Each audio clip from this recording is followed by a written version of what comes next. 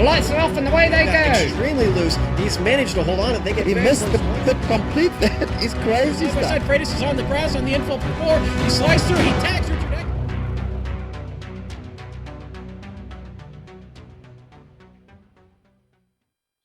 Two rounds into its third go, and the AMGSC has seen a shakeup in almost all of the championships since last season. Drivers switching classes and new blood coming in has meant all have got their work cut out for them if they want to take the crown by the final round. But before we reach that, the Temple of Speed is ready to test the nerves and abilities of our competitors. We'll see who stands atop one of racing's most famous podiums as we get ready to watch round 3 of the Autobahn Motorcar Group Sportscar Challenge live on the Global Sim Racing channel. Hello to all of our viewers on iRacing Live. I'm Joe Peak, and with me in the booth covering the prototype and GTLM classes is Bill Soup Zahn. Next to him, following the stories in the GT3 class, is Michael Smith. Behind the scenes is our director Amjad Yaman, and he's using cameras provided by Dougie Beard.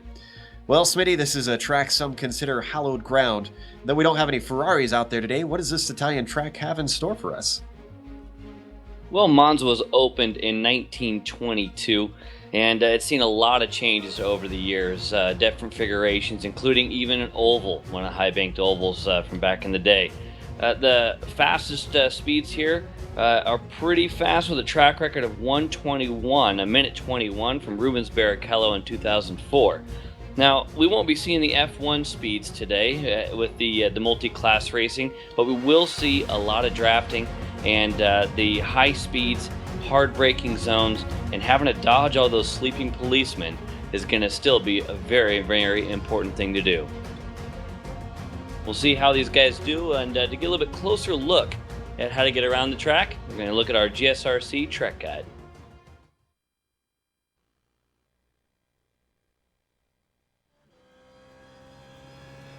All right, we've got Kevin Brown in the GSRC Z4, so let's do a lap around Monza.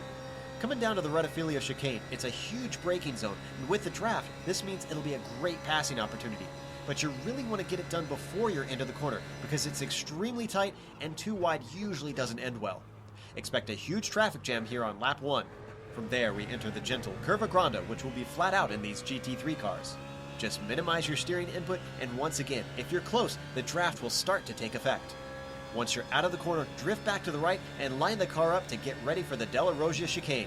If you overshoot it, it's going to be bad news because of the sleeping policeman speed bumps scattered all over the runoff. Likewise, if you exit a little too hot, there's a big old gravel trap ready to ruin your speed. Precision will pay off here. Then it's a short burst to the first Lesmo. There's a fair bit of camber here, but it's deceiving because it's a late apex corner and easy to come in too shallow. Then there's not much time before the second Lesmo. This one is a quick flick, but also a critical spot to nail the exit. It's followed by a long, flat-out stretch where the guy behind will be eager to outgun you. Just a slight bend to the left, a dip below the old oval, and we're getting ready for the Ascari chicane. This one is very different from the previous two in that it's quite a bit faster and has 3 apexes to worry about. Once again, there's large inside curbs that will punish you if you get too greedy. As you come off the end, make sure to use as much of the runoff as you can, since it's all considered inbounds and there's a fair ways until the Parabolica. This is another possible place to set up a pass. But in these modern cars, this isn't a terribly slow corner. You've got to make sure you own the apex so you don't get chopped off by your opponent. Besides, a more clever driver might be looking to focus on getting a good run out of the corner, since the front stretch is much longer and offers a more definitive place to overtake. Let the car drift off to the left on this super wide straightaway and wave to the Tifosi as you complete your lap around Monza.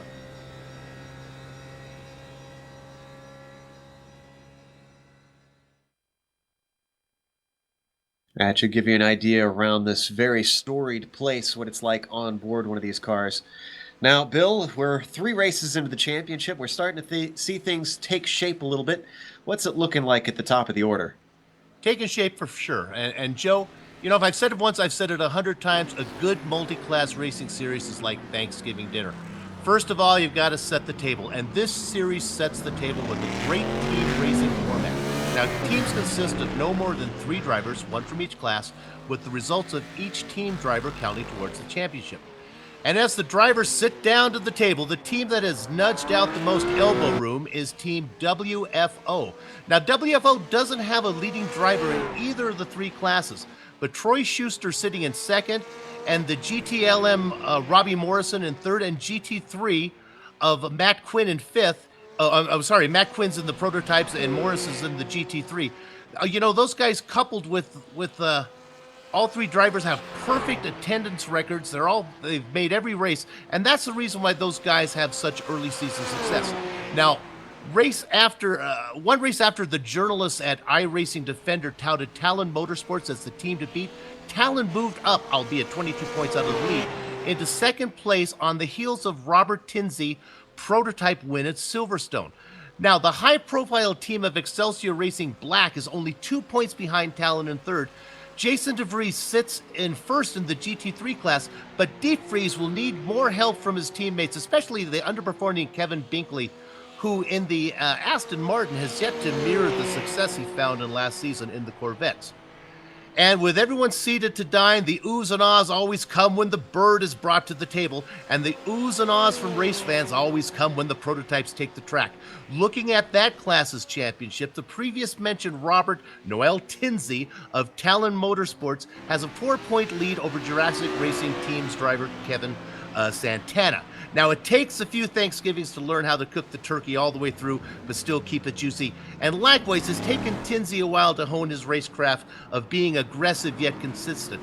Tinsley can slice through traffic the way the grandpa carves up the bird with his electric knife. Now, Tim McLeish of TMC Racing shares third place with privateer Mark Wilson.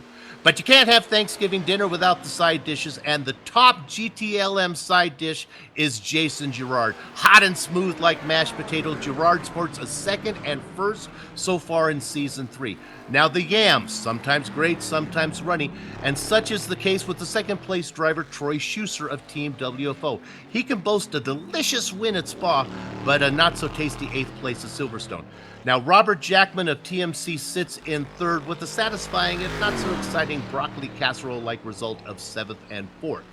After dinner, you'll need to save room for dessert and perhaps even a second helping, and such is the case with Autobahn Series, who saves enough pit boxes for the large second helping count of cars in the GT3 class. Now, pumpkin pie, mince pie, cherry pie, apple crisp, it's hard to pick a favorite, and that's exactly what you have when you look at the GT3 points.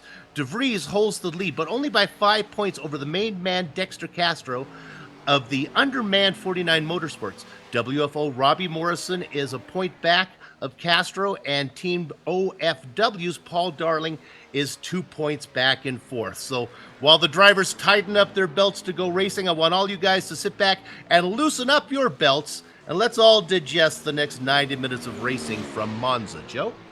I'm still digesting all of those metaphors, Bill. My goodness. No metaphors. That's how I feel. Right. Well, we're watching the last chance qualifying out on screen. You can see Dexter Castro there getting in his laps. Apparently, he wanted to try and get in the Patriots game tonight before he got out here to race. So that's why he's out there getting in a last-minute couple laps in.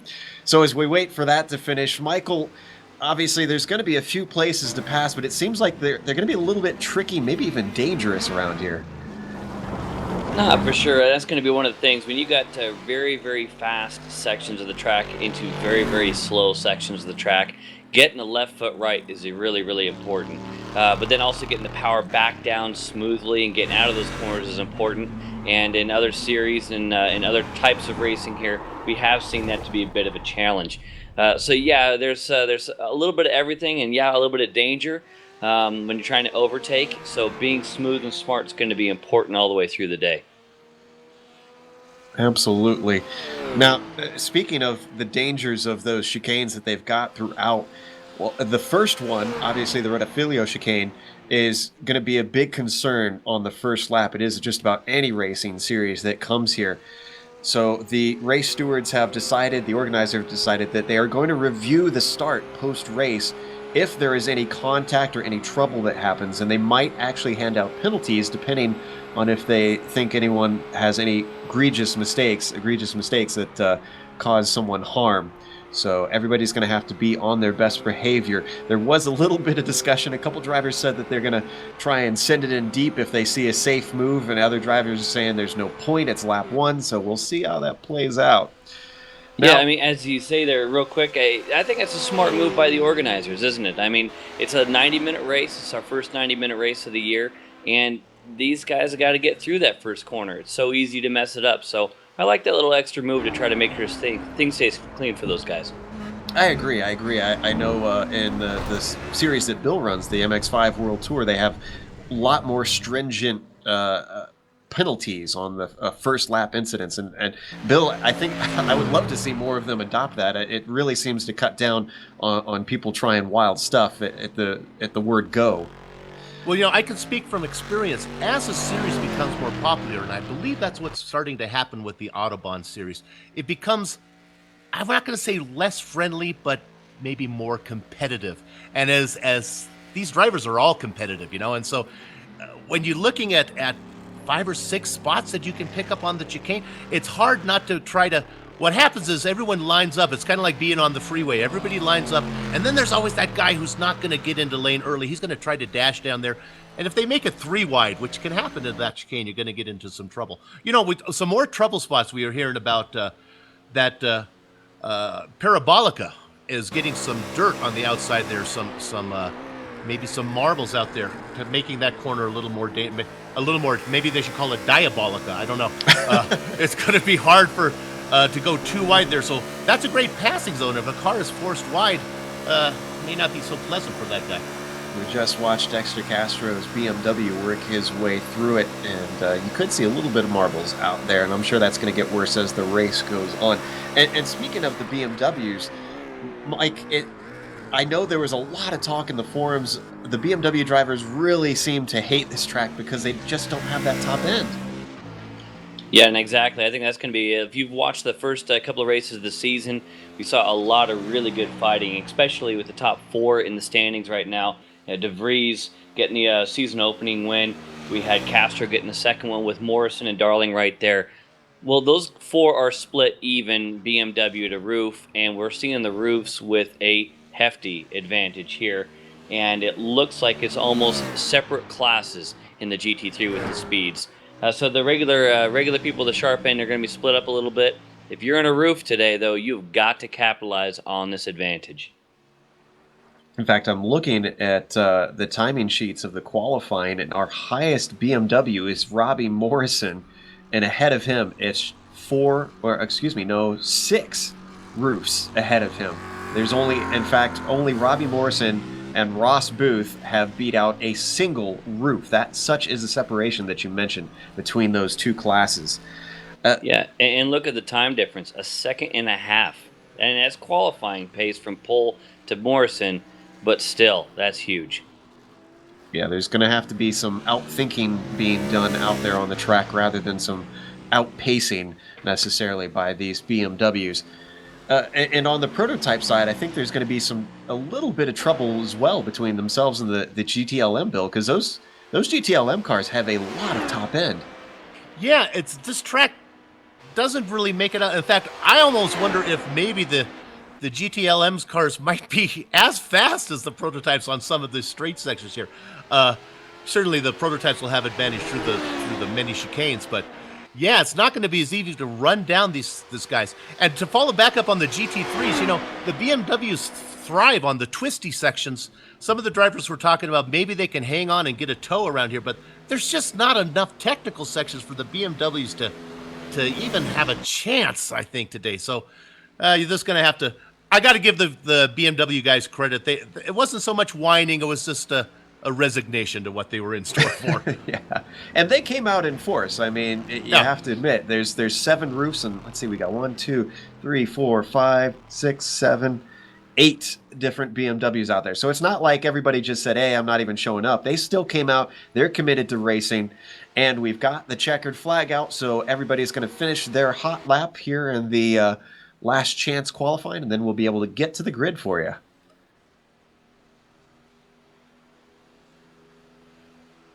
So as I'm looking through and seeing what else we have to get you up to date on, a couple significant things. We got a few guys from outside the United States and, or actually I should just say North America really in this series, and that impresses me because this is friendly for us in the U.S. over here, but not necessarily elsewhere.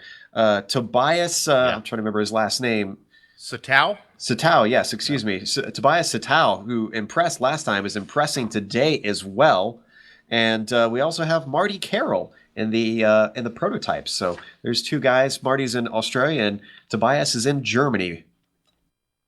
Let me see. Australia shouldn't be too bad right now. I would A think little maybe early it's- in the morning, yeah. I think. I don't know. I don't think so. I think it's probably midday for them. Satal, though, is from Europe. So, yeah, it's got to be ugly for him.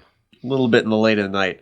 So everybody has finished their laps. Let's go through the order. Robert Tinsey is on the pole, and John Ulmer is just outside of him. And although John thinks he had a little bit better pace in the qualifying, made a mistake when he was up on his optimal.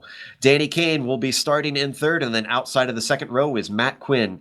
Kevin Santana, who's had consistent results so far this year, is going to start fifth. And then we have our Australian, Martin Carroll, starting in sixth, Bill. In seventh of the 13 prototypes taking the field is Mark Ponick. Tim McLeish is outside him. Chance Kelly and Armando Edwards are going to be in the 9th and 10th position. And in 11th, 12th, it's Mark Wilson and Michael Johnson. Smitty? After Michael Johnson, you got Joe Wren in 13th and Tobias Sotal, we were just talking about him, in 14th. Troy Schuster in 15th and Jason Gerard in 16th. There's Soltau, Schuster, and Gerard, your top three in qualifying for the GTLMs, followed by Billy Smith in 17th and Jason Fleischle in 18th. Then in 19th, we have Christopher Bailey, followed by Robert Jackman in 20th. By the way, Tobias Soltau is on the pole for the GTLM class. Paul Slavonic will be starting in 21st, followed by Kevin Binkley in 22nd. Then it's Dino Topic in 23rd and David Sockrider in 24th. Bill? 25th position, Dave Hill. Then we get to the Chop GT3 driver, Jason DeVries. Sheldon Wolosha, now he's going to fit in there. That's a GT Le Mans driver going to sneak in there. They're kind of mixed up a little bit. Paul Darling is going to be 28th position. He's going to be our second in class.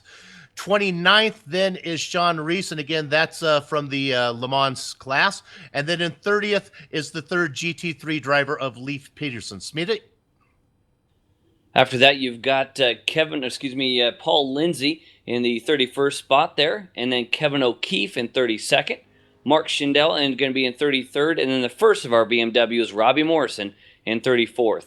We got Ross Booth in 35th after that, followed by David Henry in 36th. And 37th, it's Patrick Fleming, followed by Jim McInnes, 38th. Then Dexter Castro in 39th didn't get to qualify as high as I'm sure he would have hoped, even amongst the BMWs. Ryan Bird starts in 40th, followed by Robert Sklanka in 41st, and Darren Kuhn in 42nd. Everyone behind that did not qualify, and it looks like they are do not starts as well, so they're not going to be out there today that you can see on your screen. I have a little bit of a correction apparently from our audience. It's 1:30 p.m. Aussie time right now, at least in one part of Australia. I know they have a few time zones out there.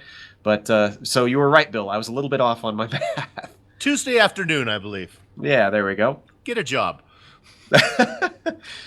Well, maybe they're watching from their job. Okay. So we've got the pace car out in front. We're going to have half of a pace lap, and then we're going to go green for 90 minutes here in round 3 of the Autobahn Motorcar Group Sports Car Challenge. Pace car takes off.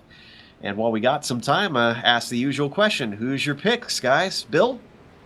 I hate to be boring. I love Robert Tinsey up in front. He should be fast and cut through traffic. We get down there to the Le Mans class. I like the guy from Europe, Tobias Sotal. Smitty, what do you think for the GT3s? I don't know. Old Deep Freeze has got a bit of an advantage here. Jason DeVries about 3/10 on Paul Darling, second in his class. And here's the other thing too. I want to keep an eye on at the start. DeVries and Darling and Leif Peterson, your top 3 GT3s, split up by Woloshin and Reese in the GTLMs. Who am I going to pick? It's hard to bet against Deep Freeze. I think he's got it. He's certainly been looking good this season. His transition from the prototypes to the GT3s has been a smooth one. He was good in the top class last season. Now he's good in the slowest class this season. So, around Parabolica we go. We've got the pace car ready to peel off into pit lane here as they exit this infamous 180-degree corner. There he goes. DeVries is going to have control, Tinsey is going to have control. Gets the jump on John Ulmer And now the green flag is out as they streak their way towards the Rettifilio chicane. Are we going to see any fireworks? We're seeing Danny Kane start to poke his nose out, but backs out of it by the time they hit to the braking zone. Everybody starts to accordion up, and we already have a spinner. That's Matt Quinn turned around. We got a couple more cars running into each other. Chance Kelly got turned. And looks like Michael Johnson. Thankfully, they were not caught by the GT3 and GTLM class. And it looks like GTLM was smoothly through. Yeah, GTLM was really smooth. Now, Satal put the gas on as he was going around Parabolica. He really got an early start. He's got the lead. Schuster in second, and Billy Smith in third. Smitty, what do you see back there in GT3s? But DeVries got the jump. I gotta be honest with you, a little bit of a surprise there that he would get that jump. He's followed by a pair of GTLMs after that. They're trying to get through. That was close. But DeVries already streaking away. That's not good for the rest of the GT3 contenders. And GT3 was very polite through the field, so that was good to see. Everybody managed to get through there without any contact between any of the vehicles. Meanwhile, back up at the front, Robert Tinsey already starting to put a gap. He's got 1.5 seconds on Ulmer, and those two were really the only ones that had great pace up at the top, and there was quite a bit of a gap in qualifying back to third place Danny Kane.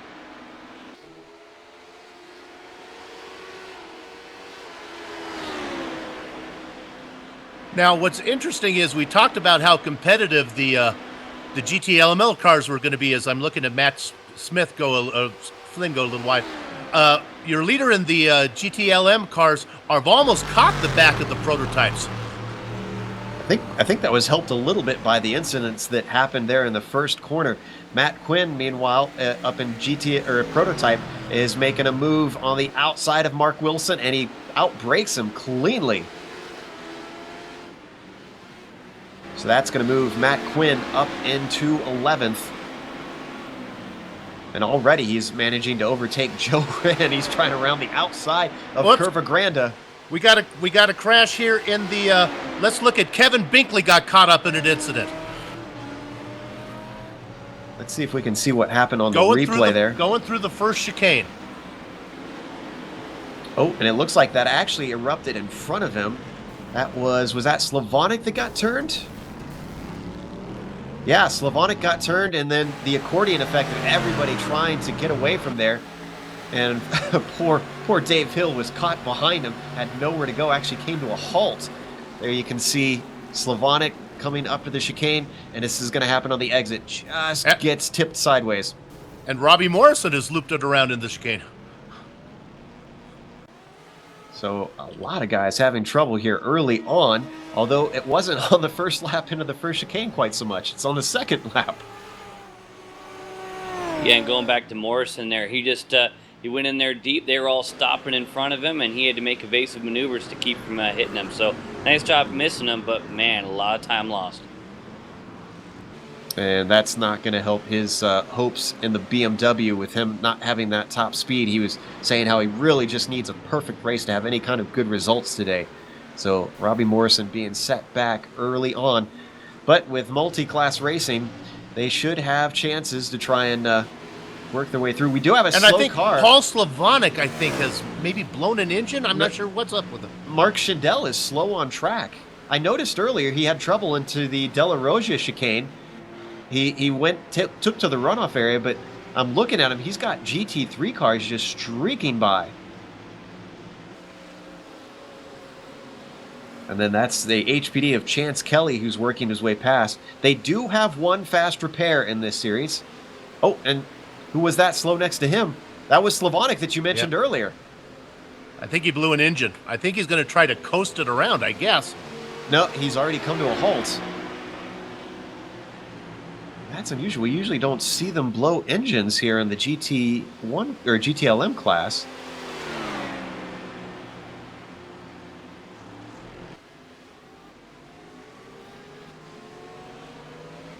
Now we're getting word that Chance Kelly might have had something happen to him as well. He's in... Oh, that's who we saw working his way back up through the order. And we've got a spin with Castro there in the background. What happened to Castro? Patrick Fleming was off as well. That looks like it might have been almost related to Castro. So Bird sent Castro around, and then after that, we've got the BMW of Fleming, who's trying to avoid him and just got on the power a little too quick and spun himself around. I think what we're seeing here is people know that they're going to be able to, it's BMWs, isn't it? They know they're going to lose time, so they're just trying to make as much as they can. They're just trying to grab too much. Overdriving the car, one of those flaws that you're always warned about as a driver. Got to keep it within the range. So we ride on board with Ryan Bird, 8th looking back on the car behind. Jim McInnes, last season's GT3 champion, has not been up at the front of the field this time though. Yeah, McKinnon's definitely struggling this year. He's just not able to find quite as much. He's kind of been the best of the rest there. P5 in the standings, and right now in that BMW, he just needs to get the best he can. Right now, looking about P4 as far as the BMWs are concerned in their own classification. That was Christopher Bailey in that GTLM Corvette working his way past. He's trying to get back up through the order. Not sure what caused him to be back down there. We've seen a number of cars have spins and minor contacts throughout these early laps in this 90-minute race. We're only on lap 4. When you say it, too, only lap 4 in 90 minutes, you'd think there'd be a little bit more patience going on, but these mistakes early, you just don't have time or opportunities to make it up, so they're going to have to hope other things happen to other guys. I wonder if the stewards are going to be looking at not just lap 1, but a few of the laps after as well. Guys just making moves that don't quite work out. Meanwhile, Robbie Morrison sitting in 10th in his class after his early mistake. Actually just had Sean Reese, who was running with the front of the GT3 guys, get on the power a little bit hard in the second chicane. Got a little sideways. Darling's able to get around him, but that's what we're seeing. They're either going in hot and messing it up under brakes, or they're getting on the power too hard. It's fine and dandy, we're in a straight line, but when you start trying to work these chicanes, that's when the bad stuff starts happening. Wow, we need to get to the lead for GTLM, because look at this three-way battle. That's Tobias Zoltau leading the way, Troy Schuster in second, and Billy Smith. He's found his legs in the GTLM. Can he finally get a win in this class? Good to see him back up there running near the leaders. Now, we talk about the GT3 with the BMWs and the roofs, but we also have different makes in the GTLM class as well. And you have 3 Corvettes leading the way up here, followed by then the 2 Aston Martins of Gerard, who's running in 5th, and Fleischle running in 4th, and Fleischle in 5th. Fleischle in a beautiful, I don't know what that is. It's a multicolored, it's a Red Bull car. Wow, that's beautiful. And he's actually a local to me, Jason Fleischle, out there, Colorado native. Well, actually, I should say Wyoming native. He grew up in Cheyenne, I believe he said. So sometimes I feel like channel my wife. I'm sorry to interrupt. She likes football. She picks football teams by the helmets. Sometimes I look at those paint schemes. I go, oh, that's my driver. I love what Fleischle's driving.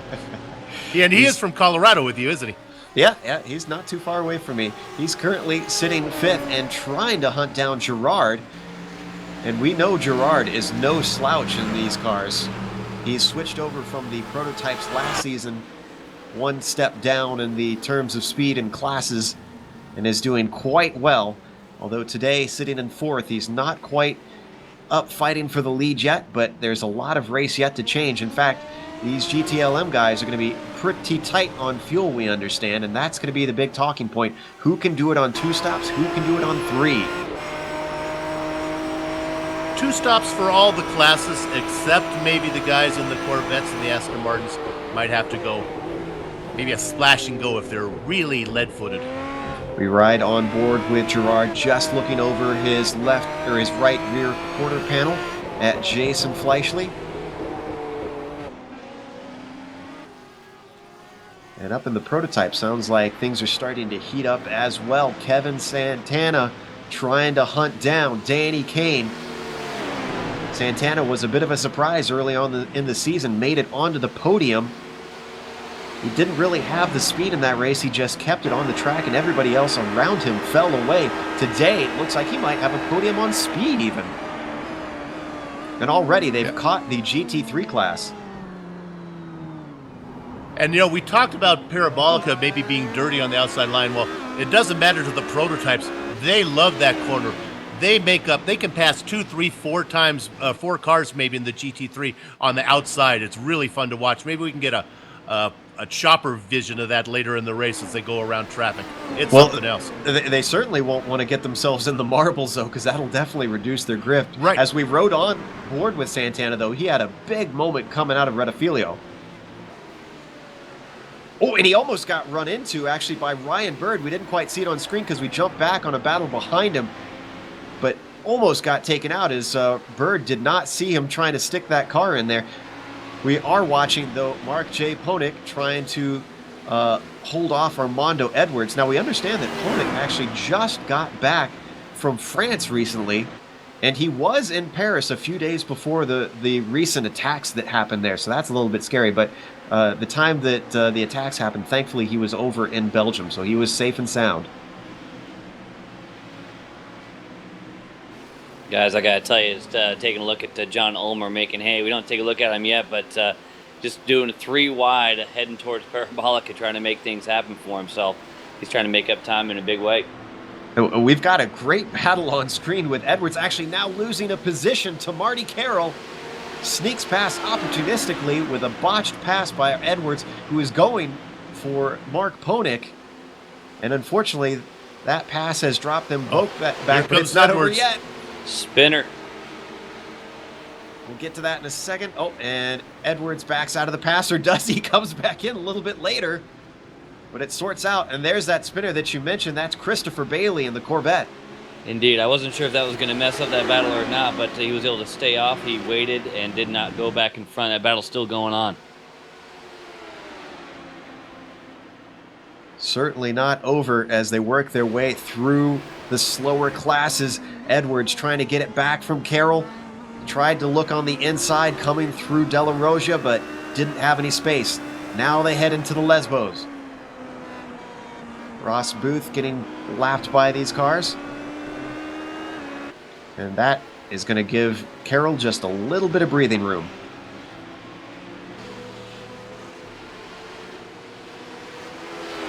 So now that's been broken up. Let's, actually, I'm taking a look at the leader, and if I'm seeing the timing right, is there a 12-second difference already between Tinsley and Ulmer?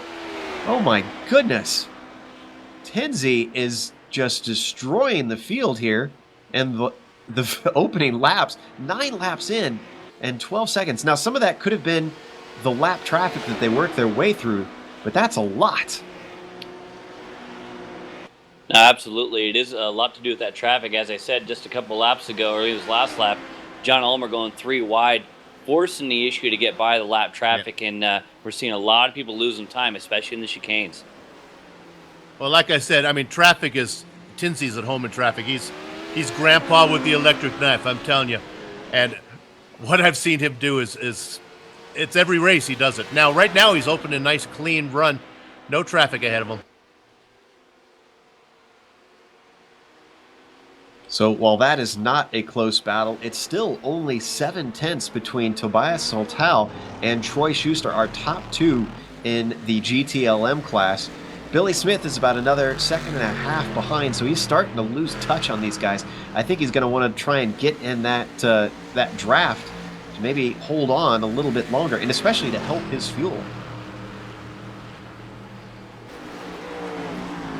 Yeah, that's Schuster might be playing it smart here. We were hearing that you might be able to do it in 2. I don't think you can do it in 2 stops if you're leading.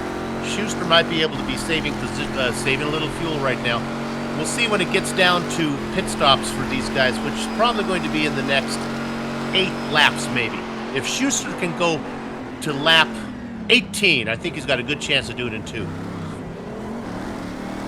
We ride on board with Schuster as he tries to hunt down that P1 car, putting another lap on one of the GT3 machines. I'm looking elsewhere, and I do see that the battle for P2 and GT3 is actually getting fairly hot itself. Paul Darling's in that position at the moment, but he does have Sheldon Woloshin close behind. Oh, excuse me, nope, that's a different class. Yeah, we've been seeing a bit of that where it's pretty much just getting spread out. It's a lot like Spa, actually. At the last time we were there, we're seeing the leaders are able to spread out really close there in the first chicane. The closest thing, as you say, it's really going to be GT3 P3. It's going to be the closest. You got Lindsay, who's trying to hold off Leif Peterson. Peterson having a good run. Lindsay having a good run. Not far behind is O'Keefe. Again, all roofs. That is the story there. Darren Kuhn had an issue. Darren Kuhn, horrible corner. Put it in the wall.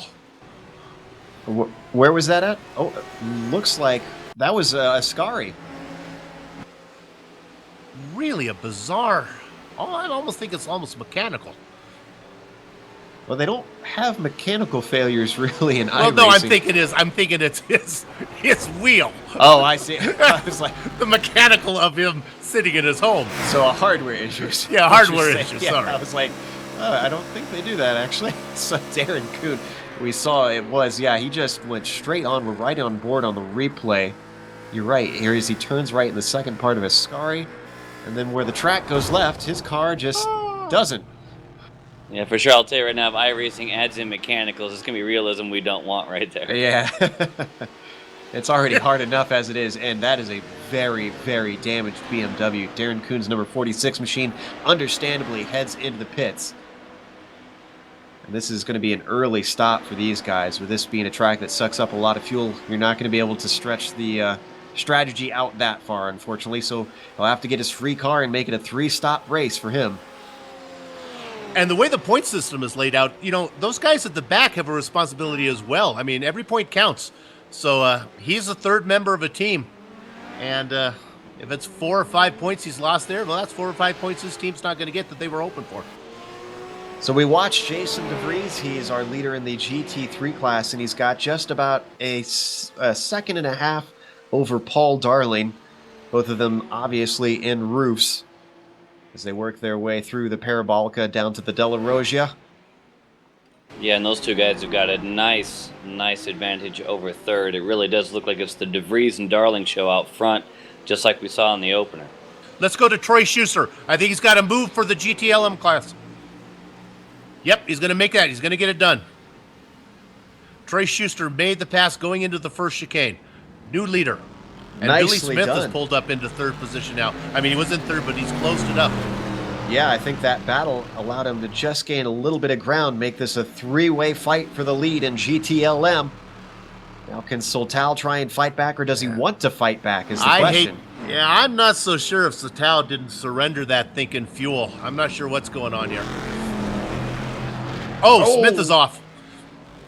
Smith with a big mistake, sending it into the kitty litter out of the Della Rosia, and all that ground that he made up has gone. Ascari. I think that was, I think that might have been Ulmer. Joe Wren, maybe. Joe Yes, Wren, yes, similar, Joe Wren, similar yes. colored car. It was Joe Wren. He tried getting around a GT3 and then actually got plowed in the back there. That's really bad for Wren. That was Paul Lindsay that got into him in a Corvette. We're going to see it on the replay here. You see, he goes for it, and then he has to back out. It looks like he wasn't sure, and then I think Lindsay just committed. Yeah, he wasn't expecting him to slow that much, knowing that these HPDs can really carry a lot of speed through those apexes, and that was a lot of damage. You can see he's heading into the pits now. Another car having their strategy compromised. Now, I saw another HPD in there, exiting just as he was coming in. Who was that? That is Michael Johnson coming out of the pits. Did he run into trouble? Or was that from early on? It looks like he was coming back out from the early damage that he had got in this race. He's many laps down now.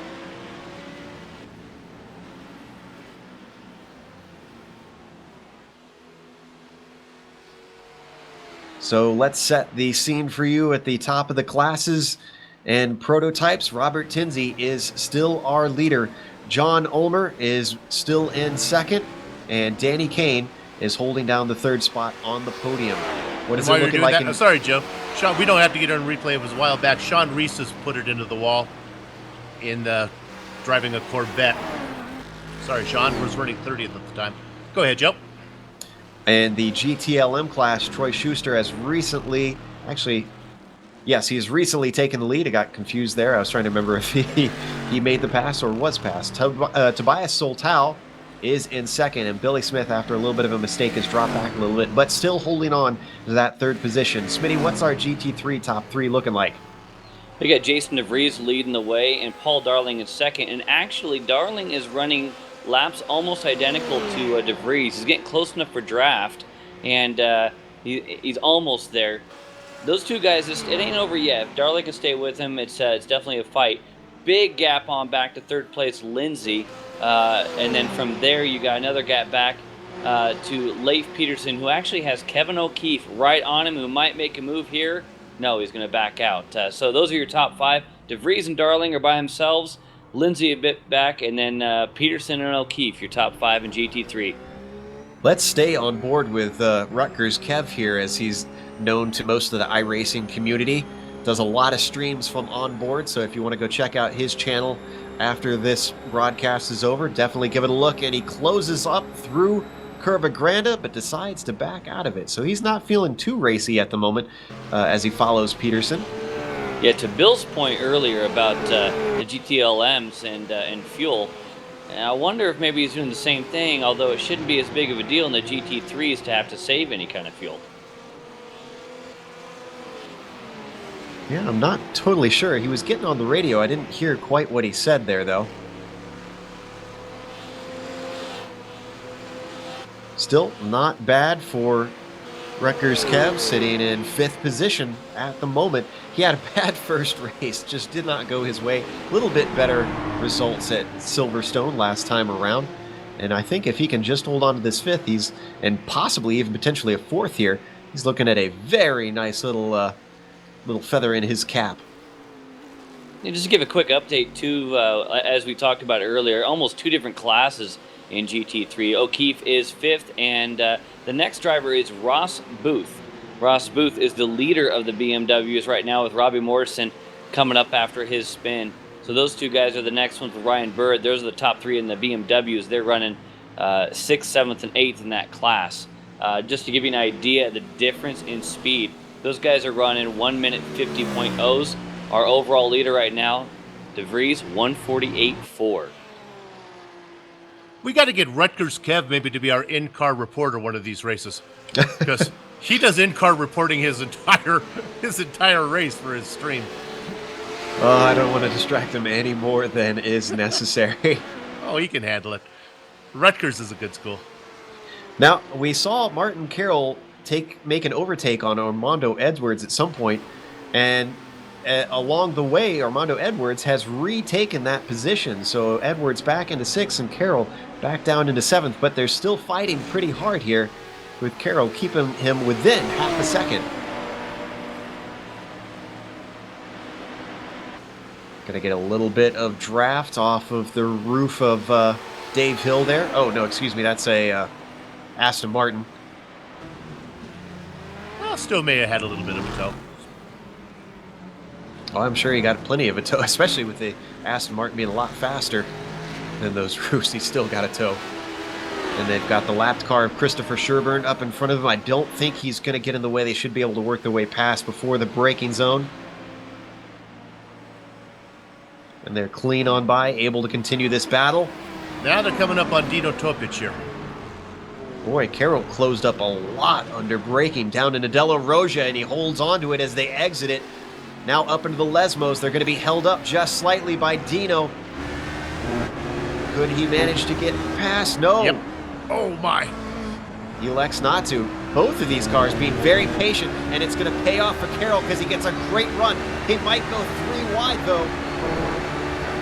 Just barely enough room for all 3 of them. Edwards denies him, and looks like Carroll's going to back out of it, waiting for yet another opportunity. Still a little bit early in this race, trying to go 3 wide down into Ascari. And that, I think, illustrates, Bill, what we were talking about in the pre-race of the top end of the GTLM class being more of an annoyance for these prototype cars. Absolutely. And this battle's still going on here. Carroll's going to make a move. Balked. Yeah. Oh, there's no room out there, is there? Yes, there is. He's going to make room. That was Sean Reese. They split. And unfortunately, that Corvette could not carry the same speed through Parabolica that Edwards could, which slowed him down. And Carroll, once again, not going to take the opportunity. They got cut off by Mark Schindel, who was trying to take the apex into the first chicane. He's got his own race to run.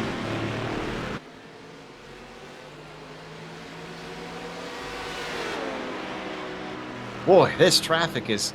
It always amazes me how it seems like at Monza, with these long straights, that traffic really wouldn't be an issue, but it's because of these heavy braking zones and slow corners. It can really play havoc with the different classes tripping over each other.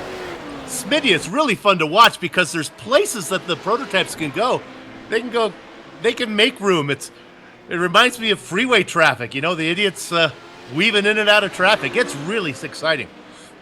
Yeah, it's fun for us to watch. I don't know if it's always fun to be out there.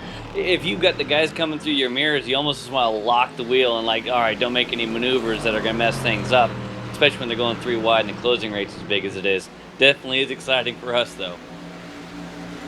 Now, right now, we watch the battle for P1 and GTLM. Tobias Soltau and Troy Schuster still going at it. They're going to split Ross Booth into the first chicane. Almost looked like he thought about going in deep there. I saw the brake lights flash, come off, and then back on. I thought he might go for it. Mark Schindel had a spin, put it in the wall in front of Reese, Joe Wren. They all got around. McLeish got around. I almost feel like attrition is starting to become a factor in this race. Guys starting to pick up positions just by staying out of trouble. We're going to look at the replay. There's Schindel coming through Ascari. So it looks like this might have been on entry. I don't think anybody's close enough to really cause him... Oh, whoa! And the rear end really came out from him even before he turned in. That was a hard hit to that left side wall. Yeah, I think we got lucky at Silverstone where it was really peaceful. This is we've seen this type of racing before at some other tracks. These guys are having a hard time getting a handle on it. That's putting it lightly. This is tripping up a number of people. And I know there's a few, it's hard, I'm sure it's hard to believe for race fans that there's a few people that really don't like this track out here. As big of a following as it has on iRacing, there's some that groan as soon as you mention the name Monza. Yes, that is true. Yeah, and I'm actually one of them. It's just for some of us, it's the chicanes, I think. And when you lose the guys in front of you, you lose the shot at being able to take the fight to them. Joe, I'm going to ask you a question maybe you don't know. Are these chicanes put in, are these modern chicanes to slow this track down? Do you know? Absolutely. Yeah. Absolutely. Yeah. It used to be... When I was a child, I always thought of it as the sock when I saw the track map. It was just one of the simplest tracks. And it wasn't until, I want to say the early 70s. I think 72 was the first Formula One Grand Prix where they had the chicanes in, and that Ascari was the first one. Then they put in Della Rogia and Retifilia a little bit after that. We are actually having our first GTLM pit stops. Looks like Billy Smith has just made his, and I think I saw Fleischle in there as well. All right, they're on lap 17. That's just what we figured, and this is real close. But what we can say is Schuster and Satau are staying out. There we see Dino Topic also in, and Hill. So some of these drivers hitting the magic number. Did anybody pit earlier than that, though? That's the big question, because since 17 was the number that we thought they'd have to hit to try and make it a two-stopper. If nobody came in before that, maybe it's a little bit easier than they thought. And I wonder if that might be due to conditions. Let me look at the weather today. Track is 102. So it's a little bit average conditions, 75-degree air temperature. Now here comes your leaders in GTL. Whoa! Oh, and he's tagged from behind. Danny Kane got into the back of Schuster. Yeah, looks like he's got no front end left on that too, guys. Can be damage repair for sure. I think since he hasn't made a pit stop yet, he's going to have his spare car, and I could see that one coming. As soon as you mentioned them coming in, I was watching, and I thought Danny Kane is very hot behind them. You got to get slowed down to the pit speed limiter. We're watching from onboard. Kane. Trying to remember which driver it was there. Boom, right into him. I wonder if he didn't know there was 2 vets coming in, if he thought they maybe had a little more room. That's true, that's true. The accordion effect. Lucky you didn't get hit from behind, too, there. Was it one of the Sauber drivers in real life that nearly did that, locking them up, trying to not hit a car in front this year? I'm trying to remember. We had a similar incident in real life. You know, we talked about it earlier about putting power down and braking, etc. You just talked about the weather. 102, but it's clear. So the pavement is getting warm, and we could actually see this problem get worse. Okay, now let's update you here. If we can get a look at Troy Schuster.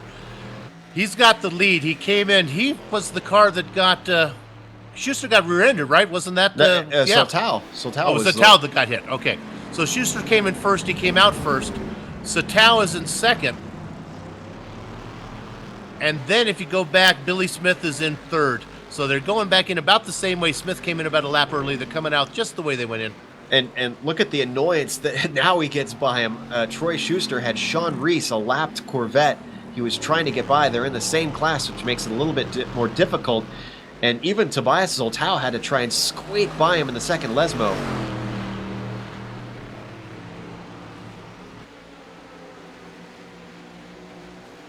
So, these are our first stops trying to work themselves out. And then we are into the second stint of this 90-minute race. Looking back up front, Tinsley still about 12 seconds in the lead over Ulmer. A little, actually down to 11 now. So it hasn't fluctuated too heavily.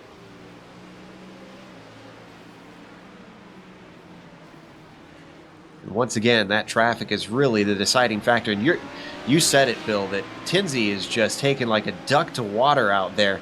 No problems at all from what we've seen. Well, he's got about a 10-second lead on Ulmer. He had it up to 12. It might be taking it easy. John may be pushing a little bit. John really needs, Ulmer needs to just bring that car home. Second place would be a good result for him. Undoubtedly. He was definitely put off in the championship at the last round, and that sent him down the order. He's last year's champion in the prototype class. I'm sure he's going to want to take it back. He had a good result at Spa in the first round, but it's going to take, I feel like, just nothing but all good results all season with the level of competition they have in this series now. And, you know, we would cover the top of the prototypes there because the fans love them, but Tinsley's got a 9-second lead on Ulmer, and Ulmer's got an 8-second lead all the way back to Santana. Maybe our best battle in that class is Santana ahead of Ponick.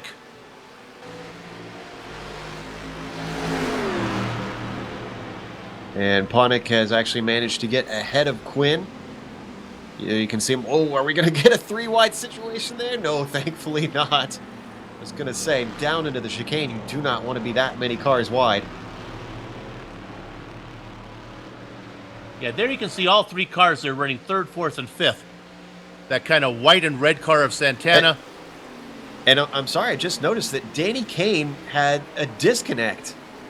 So he's just gotten back into the server. Oh, Schlenka, Robert Schlenka is off. Let's see what happened to him. I think he got punted coming out of pit lane, maybe. Down into the first chicane? Martin Carroll got him. Oof. We're going to watch the replay now. And that was both of them exiting the pit exit, actually. Yeah. Oh, he did not expect him to break that early, I think. And unfortunately, it was almost 3 wide. That was Ryan Bird, who's standing in for Team Mustang Canada. Or excuse me, TMC. I can't remember the actual name of the acronym right at this moment, but he's standing in for Matt Owens this week. Yeah, Carroll was in that great battle all race with Edwards, but Armando Edwards has pulled away now comfortably in sixth position. Yeah. In fact, he's got a lot of cars holding him up. That's Fleischle, who's still battling with trying to put a lap on Sean Reese, excuse me. And Edwards does have Chance Kelly behind him, but Chance Kelly is a lap down, so that's not a worry for him at the moment.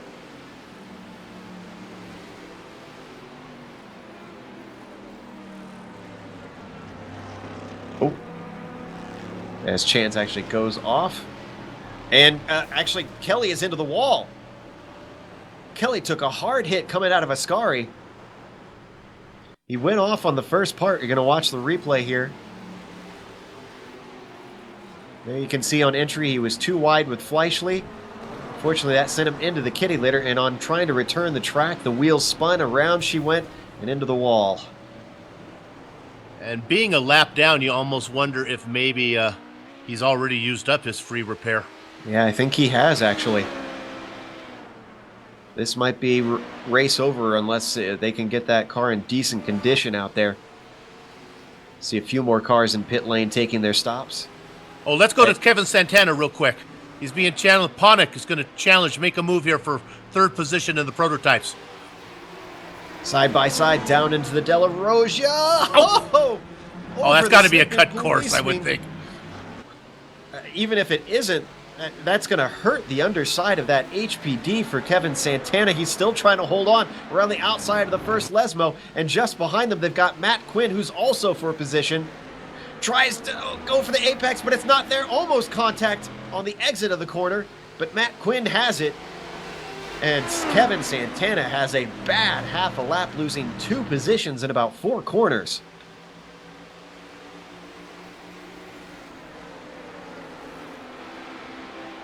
Question is, how badly damaged is that car between running over those high curves and then making contact there with Quinn? These things can be a little bit sensitive.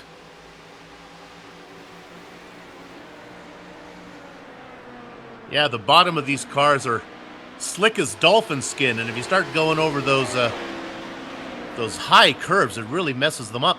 Oh, he must have had some damage. Yep. Quinn is... Oh, wait, no, that's Quinn that's heading in, not Santana. So maybe Santana got some damage by that contact. Must have... It was side by side, so maybe it was suspension damage. Oh, after we thought that maybe he was going to make some progress, unless he's making a late pit here. That's disappointing to see. So that leaves Santana in 4th, and Mark J. Ponick moves himself up into the podium position. Ponick actually started in 7th place, so he has gained a number of spots. Great run by Ponick.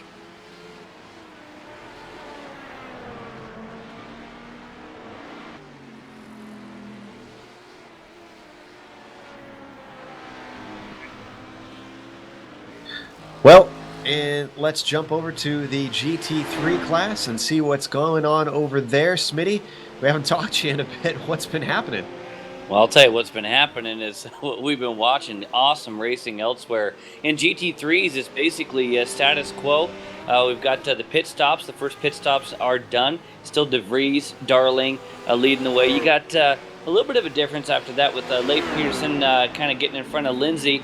Didn't have the fastest of pit stops, and Kevin O'Keefe still 5th of the people who have pit right there with Lindsay. The one change there is Robbie Morrison is actually hanging out in the 4th spot, but I don't think he is pit yet. Once he comes in with that BMW, we do expect him to fall down the order a little bit. So again, DeVries and Darling, your 2 top drivers in this class. The fight is really going to be for that final podium spot, it looks like. Absolutely. There we see those 2 roofs. Lindsay and O'Keefe still going at it. We were watching the battle quite a while ago, and they still haven't been able to separate despite traffic working its way through. Well, and that's what's happening too. The traffic is actually making it worse for these guys trying to continue their fights. Just like we saw at Silverstone, it's an ebb and a flow, and as soon as they seem to get close, here comes the traffic coming through and kind of busts them up a little bit. Right on. No, we're riding on board with Paul Lindsay as we watch back on Kevin O'Keefe trying to gain ground. The draft reeling him in, but he runs out of track by the time they hit that chicane. Man, good on the brakes there, though, man. He closed it in again, but you see how it gets stretched out a little bit. He dug in there deep. It was a little bit too far over to the left for that chicane. He lost a little bit on exit. But I got to tell you, it doesn't look like Lindsay's quite as strong as he was earlier here. It looks like Kevin might have something for him. Undoubtedly. I think he was just a little too hot into that first chicane, and you really want to focus on the exit, which is where he lost it. Slightly off the apex that time for O'Keefe, but not too much ground lost on Lindsay. Now, while you guys are looking at that battle, just ahead of them is Robbie Morrison in the top BMW running fourth in class. Now, he qualified about a half second slower than the two guys than Lindsay and O'Keefe behind him, so it's going to be interesting to see if Morrison can keep that Bemmer out there. Looks like he's maybe banking on a little bit different of a fuel strategy here. Yeah, and you know what? I said that he hadn't pit, but looking back in the laps here, I think maybe I was wrong. Maybe he did pit. It was just faster than the other guys around him. Yeah, he came in at lap 18. So You maybe know what? Yeah, it was he about short 20 stopped. seconds faster. It's about 20 seconds faster in the pit stop. That's where he leapfrogged these guys. Maybe he didn't change tires, but I can't imagine that could do that. Well, they can't change tires and get fuel at the same time in the GT3s. It's a Let's go to possibility. Christopher Sherburne real quick. He was off. It looked like he maybe got caught up with Paul Darling. There we see Sherburne on screen. Going through the first chicane. He's really slow. Now, Oh, he almost stops. He stops. Watch, he stops right on the track. Oh, and that was because of Fleischle coming back on track after he had some issues. Yeah, and it looked like Watch the actually Sherburne replay. might have gotten hit there on exit as well. Yeah, that's what happened. He stopped on track. And You're right. Yeah, see, Fleischle's trying to return. Oh, Didn't Jason. know that a car was coming. Oh, and just a traffic jam situation. Everybody stops at the light except for one guy, unfortunately. Now, oh, and this battle in GT3 for fourth is back on, for fifth, excuse me. Yeah, Tinsey had just gone through him. Look at that. That's all pushing right there. I think that O'Keefe knows they're going to catch Morrison. I think he's just being a little bit more patient right there. Now, I noticed that Martin Carroll had stopped, and I tried to go back Sherburne and right look. here, I think, isn't it? Yeah, that is Sherburne. Hold your line, baby. Who's slow once again. Does Sherburne have that much damage? We're riding on board with O'Keefe at the moment, as we had just gone by Sherburne. I think Sherburne has some serious damage. All right, we're seeing about a second difference. A lot of it's going to be on the front straightaway here. They're getting to Morrison. They probably won't get him by the first chicane, but they're going to be right on him as they exit. It's so sad for the BMWs because I love to watch them as they hide in the safety like the forest of the twisty section. There's just no place for them to hide on this track. As soon as they get through here, they get gobbled up again. Now, I mean, no place for them to hide with John Ulmer coming through right now. yeah, and that's going to put a twist into this. I think what Morrison has done is doing a short second stint here to try and slow these guys up and just play the defensive game however best he can. He got a little bit of a break from Ulmer coming through. Those guys weren't going to try and make a pass with the HPD around them.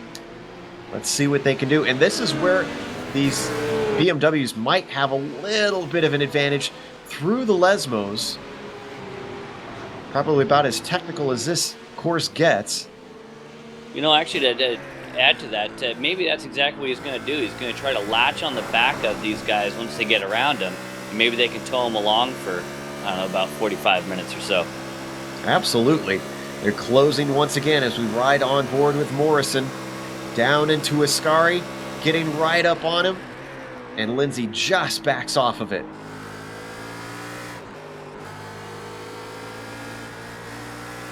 Now, the real test is going to come on the front stretch. And look at this. Lindsay gets a bad exit. He stays defensive as O'Keefe looks to the inside. Now he goes back to the line. Can O'Keefe finally get it? If they fight amongst themselves, O'Keefe is looking for two possibly as he comes up on Morrison. But he's not far enough up.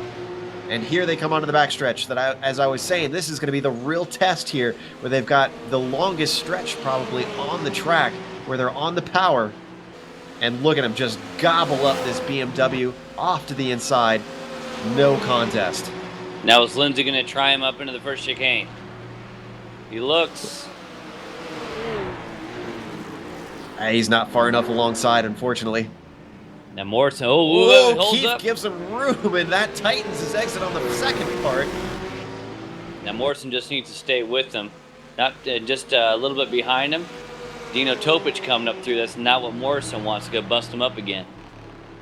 Yeah, that's exactly what he does not need here. And thankfully, Topic is staying patient.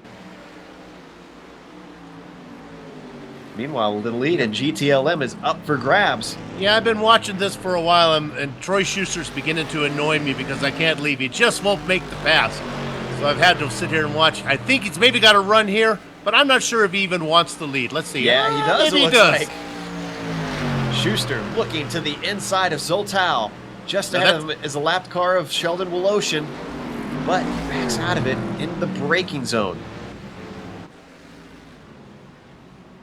Working their way through. Now, is Woloshin going to pull off and let these guys through? He's a lapped car. Zoltau's got a bit of a break with the accordion effect stretching them out. He looks to the inside. He wants to get by him. And he's not making it the easiest of tasks. But Tobias Zoltau does manage to get by him, put even more of a gap between himself and Schuster.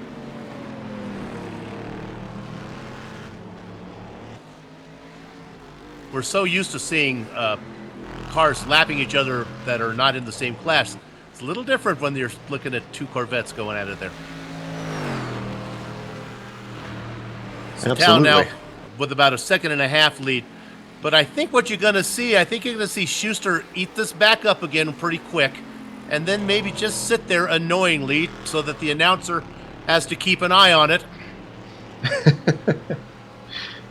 Now, we've gotten word that the gap between Tinsey and Ulmer has gone down a bit, and it has. It's now 8 seconds between them.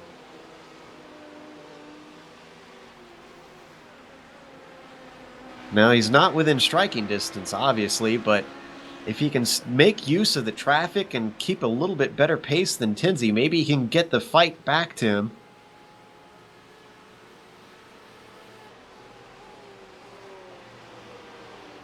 We're past the halfway mark now. 41 minutes to go. Well, while we're waiting for something to erupt and you can break in if that battle for P1 and the GTLM starts to break up, we do have Martin Carroll waiting for an interview after his race appears to be done. So let's pull him in and see if we can figure out what happened and what put him out of the race.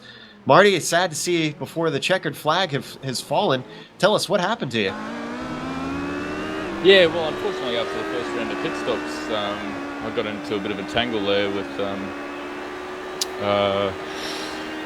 Charles Kelly, I think it was, Chance Kelly.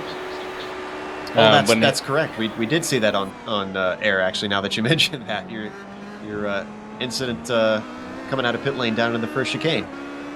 Yeah, no, well, that was after my second pit stop after my run-in with Chance. I had to stop again and got those repairs done.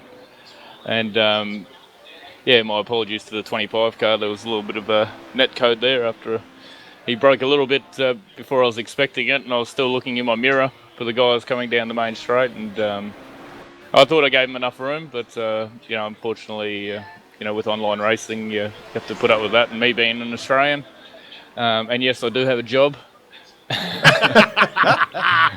I just take every second Tuesday off so I can come and run in this great series. So I did commit to it before my work schedule changed. So unfortunately, I missed the early rounds, but no, it's still good to be here. Unfortunately, not the result I was looking for today for the East team, but all in all, still very enjoyable. Yeah, it's sad to see that your afternoon is ending just a little bit early after having to take off for that. And we're glad that you're in the series. You're definitely bringing a lot of spice out to this prototype class. Well, hopefully next round is a little bit better for you. And for you, it's in Bathurst of all places.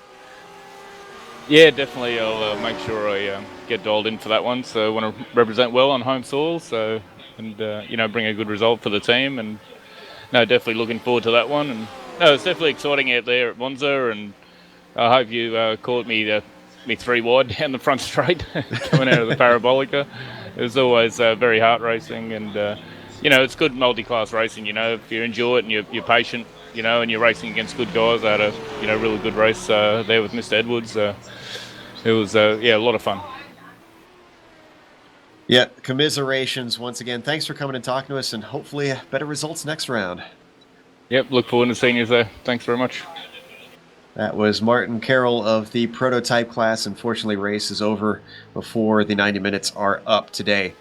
Now, we do have some stuff going on in the GT3 class. Smitty, can you give us an update? Well, yeah, unfortunately, it's not going to be good news, and it's not good news for one guy, and that's Paul Darling. I didn't catch who it was that ran in the back of Sherburne in that Fleischle-Sherburne issue. It was Darling, our P2 driver in GT3. He actually had significant damage, had to go in. Looks like he had a fast repair left, took that, but now he is well down the order, trying to eat back up the BMW. So now our top 3, still De Vries, but now he is gone. There's nobody even close to him. You got Peterson, O'Keefe, Lindsay. That's your fight for the podium. But a good day goes bad for Paul Darling. And a very nice day for O'Keefe if he can be on the podium here. I'm not sure if he was expecting that. Now, there's a little bit of chatter going on the radio. It sounds like Joe Wren's been involved in something. See if we can figure out what happened to Joe. Sounds like he got hit from behind by someone.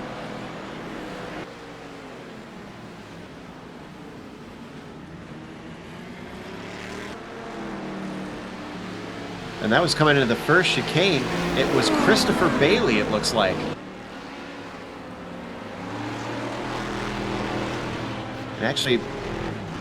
And Wren spins. Bailey is actually in the pits now. And Wren's sitting right in the middle when he exits out. Bad day for Wren.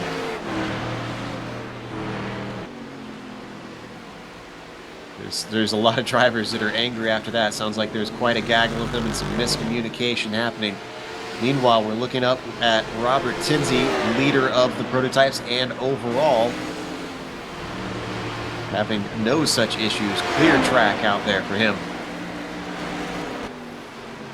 Let's go to Billy Smith running in third. We're going to run through the LM fields a little bit. Guys we haven't seen yet. Get a little screen time. They can send me the check in the mail. Billy Smith running third right now. Really not a battle. We go back one position. Jason Girard running in fourth position in class. He's got about a 10-second lead. We go back to Jason Fleischle running that beautiful car there, running in fifth. Then we go back to a driver that really needs to pick up his pace for his team, Excelsior Racing Black, Kevin Binkley, running, what position would that be? 1, 2, 3, 4, 5, 6 position in class. One more spot back, Robert Jackman. You see him right now being passed by Danny Kane in the prototype. Give him a little room there, Robert. And then we go back to the next one. We saw Dino Topic there running in about 8th spot in class. So maybe we can do the top 10 here. Dave Hill in the beautiful Maple Leaf car on top. And then rounding out top 10, David Sockrider, we haven't heard much from. So there's the top 10 in the LMs. Which are getting fairly spread out. Those yeah, guys, really spread out. Between the traffic and just the differences in pace, have definitely not had much between each other, or well, have had a lot between each other, I should say. But we go back up to the top. Schuster and Smith starting to have a battle for P2. Now, Schuster was a lot farther up than Smith, I thought. Did he make a mistake? No, traffic got between him, and I thought Schuster would be able to gobble up the lead. Yeah, he's fallen way back, hasn't he? I wonder if he made a mistake somewhere in there. Well, they're going to have the lap. No, it's not that far back. It's only... Sattel's only about if I get my timing and scoring right, yeah, he's just a hell of a long ways, isn't he? Yeah, Sattel's got about a 6-second lead now as my timing and scoring catches up. Unless there was a lot of traffic, that's got to be some sort of driver error from Schuster. Or maybe someone got into him somewhere along the lines, because right now, you were just talking a little bit ago about how Billy Smith was well far behind, and now you can see as we ride on board with Smith, he is all over the rear spoiler as Schuster squirms under the power of that Corvette. Now they're going to come around Curva Grande, and Smith has the inside, but it's going to switch back around once they hit De La Roja. Can he be far enough up? Can he outbrake him? He's going to need to try and claim that first apex. Too wide through here doesn't usually work. And Smith is denied the first apex and has to drop back into line, clouts that second curve for good measure, and starts to drop back. Yeah, I went back, did a little review. I think it's just pace. I think Schuster is just slowing down. Maybe I'll check lap times here. I wonder if he's just been a little bit too hard on the tires coming out of those chicanes, starting to lose that grip.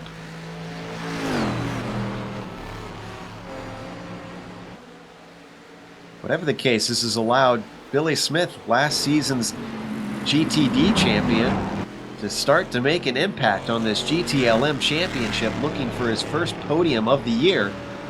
He's been running laps in the 145s. His last 3 laps were 147, 149, and 146. So, yeah, he's beginning to slow. And sounds like we got a couple of our GT3 guys starting to finally take their second stops. We've got about a half hour yet to go. Tell you what, after a 400-mile race last night, as we see Smith come in a little bit late, this feels like a very fast race comparatively. Yeah, I mean, those, at least with the GT3 front, those guys are coming in about that hour mark, and here we are just shy of 30 minutes. I'll be curious to see what happens, especially with Morrison, who looked like he did a little bit faster stop, so I'll be curious to see how he pops out. Let's see, Smith is in on what lap here? 33. We were talking about 17 laps that they needed to make it a 2-stopper. He's still got about 32 minutes left, so he's a little early, I think. I'm guessing Smith is going to have to make this a 3-stopper. 32, yeah. That's 30 would be the 1/3 mark. And Fleischle is in as well. So is Kevin Binkley. We're seeing a number of GTLM cars come in. I think there's going to be a lot of drivers now that are doing 3-stoppers. Now, if you remember right, Sattel and Schuster went long the first time. They were the last guys to come in. And let's see, have they taken their second stop yet? It looks like not. No, what we'll do is we'll make a point to put the cameras on Schuster and Billy Smith and see how, when Schuster comes in, we'll see if Smith can jump him in the pits. He's going to get a couple laps on newer rubber. And I believe Smith was faster anyway. I think Billy might have said, you're holding me up, Troy. I'm going to come in now and see if I can jump you this way. Schuster, and there you see Zoltau as well, coming past the pit entrance. Zoltau went on by. Schuster goes on by. Ulmer's in from second position in the prototypes.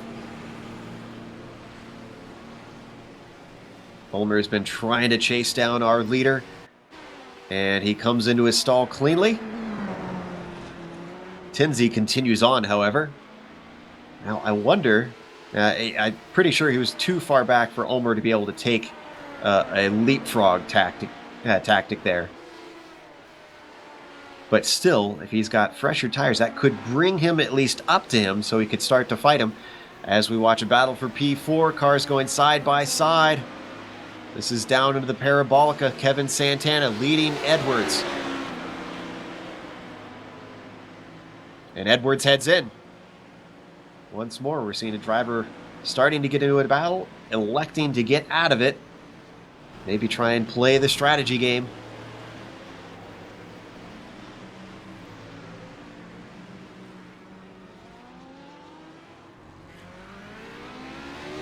So Santana sitting fourth here with 29 minutes left to go. Now does Tinsey come in this time? Does he respond? Tinsey is in. So he's too wise to let Ulmer try and get fast laps on him. Saw what was happening. Let's give Tinsey a hand for having an uneventful pit stop. He's had some adventure so far this season. Yeah. Well, thankfully there's no chicane, there's no hairpin on entry. Just a straight shot all the way to his stall, and he hits it clean. Okay, boy, the leader and the GTLMs are in. Let's see if Schuster also follows suit. He does. So now what we're going to want to do is... Oh, careful there. Almost lost it in braking. I think, yeah, maybe into braking. I thought maybe he might have been playing with the buttons. That could have been it too. Let's see if we can find Billy Smith. Because he was right behind Schuster when he came in. Smith heading into Ascari. I'm keeping an eye on Ulmer to see where he and Tinsey come out in relation, and Tinsey is out well ahead of him. That gap is starting to make itself clear on my timing and scoring, waiting for it to catch up.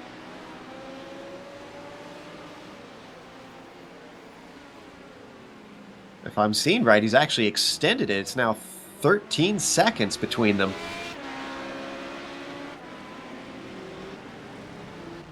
Okay, so Tao is out. Schuster's out. Schuster's out. And Smith is coming up on him. Billy Smith's got a load of speed. Don't know if he's going to get there, though.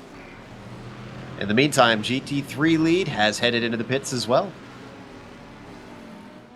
Yeah, we've got the leaders coming in. Now we had DeVries come in, and right behind him, a few seconds back, Peterson in. Kevin O'Keefe just streaks by right now. He went long last time as well, so he's going to probably go a little bit long here as well. So it'll be interesting to see how that works out. I do want to give a little bit of a nod to Paul Darling. He had that issue. He's now coming as hard as he possibly can. It is up to 24th overall. I think he's 4th in class, but he's probably going to have to make one more pit stop. Be curious to see how far up he can make it after that issue. Now we've missed a trick because Jason Girard is in 3rd, and not just in 3rd, he is within touching distance of 2nd place. Well, he jumped Smith in the pits. Well, actually, he came out, I believe he came out, he might have come out in 2nd, actually. Didn't Schuster just get around him? I'd have to go back and look. I'm going to look and see. I think Schuster just might have made the pass. I wonder if he took tires. I don't know how he could do that. No, Schuster came out ahead of him. So Girard is hunting him down now. I mean, he is on slightly older tires, but I don't think it's going to make that much of a difference with only 2 or 3 laps. Still, we haven't been paying attention to Girard since very early in this race, and now he is in a podium position looking to go even higher.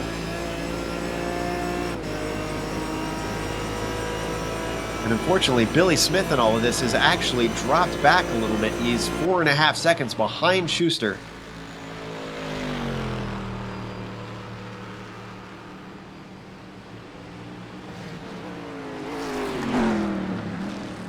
I think that should be all the pit stops done by this point, so let's go through our top 3 in each class. Tinsey is still your leader. John Ulmer has lost ground. We thought he was going to try to gain some with an early stop, but still sitting in 2nd. And Mark Ponick in a nice little podium position. What is GTLM looking like, Bill? Well, Satao is out in front, and that's where he's been the whole race. And Schuster's running in 2nd place. Now, Satao has about a 7-second lead on Schuster. But somehow, Girard has made a great pit strategy. We'll have to see what's going on. He's running with Schuster now, just 7 seconds, 0.7 seconds back. Well, now maybe a second back. And right in there, Billy Smith. They're running 2nd, 3rd, and 4th. So we have a nice little battle between those 3 guys. And I may have jumped the gun slightly. It sounds like the GT3 cars still have a few more that have not pitted in. If I'm seeing correctly, Kevin O'Keefe is actually the GT3 leader, but I do believe he has not made his 2nd stop. That is correct. Yeah, O'Keefe is out front right now. He just came out of the second Lesmos. He pushed it pretty hard. He's probably going to be coming in here in the next lap or so, would be my guess. But yeah, he has to pit. Paul Darling, P2 right now. He has to pit. Not sure he's going to be able to make it on a one-stopper as well, just because of fuel after having that issue. De Vries is third. And then after that, we've got Bird, Henry, and then Peterson. But Bird and Henry still have to do their stops. Lindsay and Morrison have. So it's a bit jumbled up right now. Should clear up in the next lap or two. 24 minutes left on the clock. Starting to get down to the end of this race. We saw a lot of incidents happen early on, especially between drivers. It's cleaned up. Everybody's found their place. Only a few incidents where guys have gotten into each other. We watch Robbie Morrison right now, and it sounds like O'Keefe is in. Yeah, O'Keefe had just come down. He's going to try to get that stop done as fast as he can. Darling is going through Parabolica right now. De Vries, he has made his stop just a little bit further back from him. So I don't expect De Vries to get beat. The curious one's going to be Peterson, and he's going to be coming out of Scandi right now. And Darling is in as well. So that should be all of our top guys in GT3. This could be big for Darling right here. This could be real big. I mean, he might actually leapfrog a lot of guys. Absolutely. Here we see O'Keefe coming out. And actually, he's scored in second still. There's Ryan Bird, and this is actually for position. Although it's not, I believe it's because Ryan Bird has not made his second stop, manages to get around the outside of him. O'Keefe's trying to come back at him, though. Well, he's got to know that he hasn't made that stop, and he's going to be a little bit slower here. Patience is going to be good. Not too much patience, though. I try to get him right in here. Yeah, you don't want to get slowed down. He's looking to the inside, down into De La Rogia. They're still side by side. Now he gets clear of him. That was critical for O'Keefe, probably having that nice fast outlap, not being held up by Bird.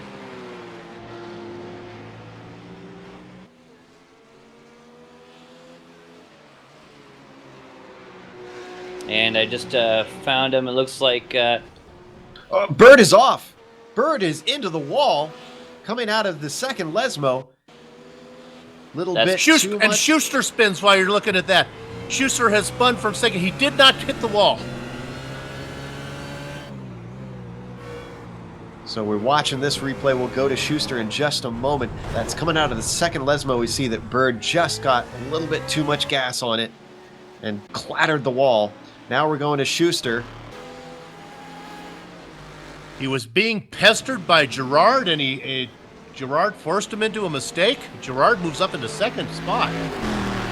Man, this is what we saw from Gerard and the HPDs too. Just a cool customer, knowing how to put the pressure on and knowing how to withstand the pressure. And he certainly put it to Troy Schuster to good effect, putting himself into the podium position. It was a nice catch, though, here. Actually up higher on the podium, I should say. So that moves Gerard into second, I believe. Yep, Schuster falls back to third. No damage on the car for Schuster. Still, that he's going to be kicking himself knowing he gave that up with a mistake. He's got about 3 seconds on Billy Smith for fourth. Question is, can he have the pace to run him back down, though? He's going to have some time, about 20 minutes. You know, I'm kicking myself. I pride myself on seeing those kind of moves. I just don't know how Gerard did that. He wasn't in the mix at all. Yeah, I was thinking the same thing. I was trying to remember if he had used an unusual strategy in terms of when he pit, because I don't remember seeing him in the picture. Well, maybe he can't go the distance. Maybe he's a three-stopper, and this is all just make-believe. Now, maybe he short-fielded his second. He knew he couldn't get there in 2 stops. He short-fielded his second stop. He's going to have to come in one more time. That's what I'm saying. I got you figured out, Jason. In the meantime, though, something happened to Kevin Santana. He's been in for the pits for a long time. I'm trying to look back and see if I can figure out what happened to him. He made contact with something because his nose is gone. And unfortunately, I don't think it's showing on my screen for Santana. Up, and Slavonic is in the wall. A number of guys having trouble. I think Ulmer was getting on the radio talking to somebody about apologizing for something. Oh, it looks like he just surprised Mark Schindel coming into the first chicane. No car contact, no offs for either of them. Here we're watching Slavonic in 13th. It was at the first chicane. No, it's not the first chicane. Definitely has some damage on the left side of that car. Might have been too far back for us to catch, I guess.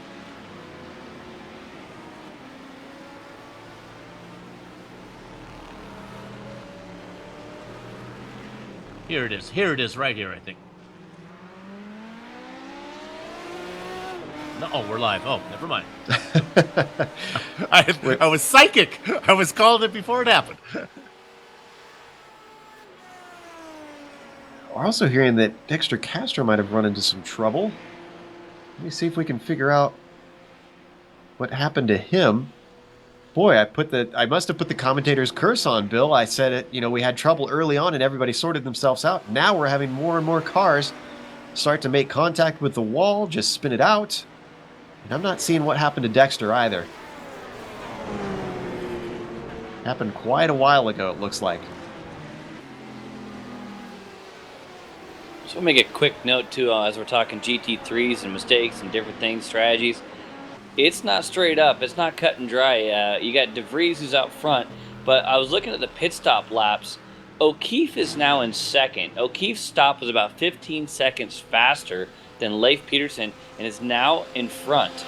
He is now P2, so Kevin O'Keefe was able to leapfrog Leif Peterson there.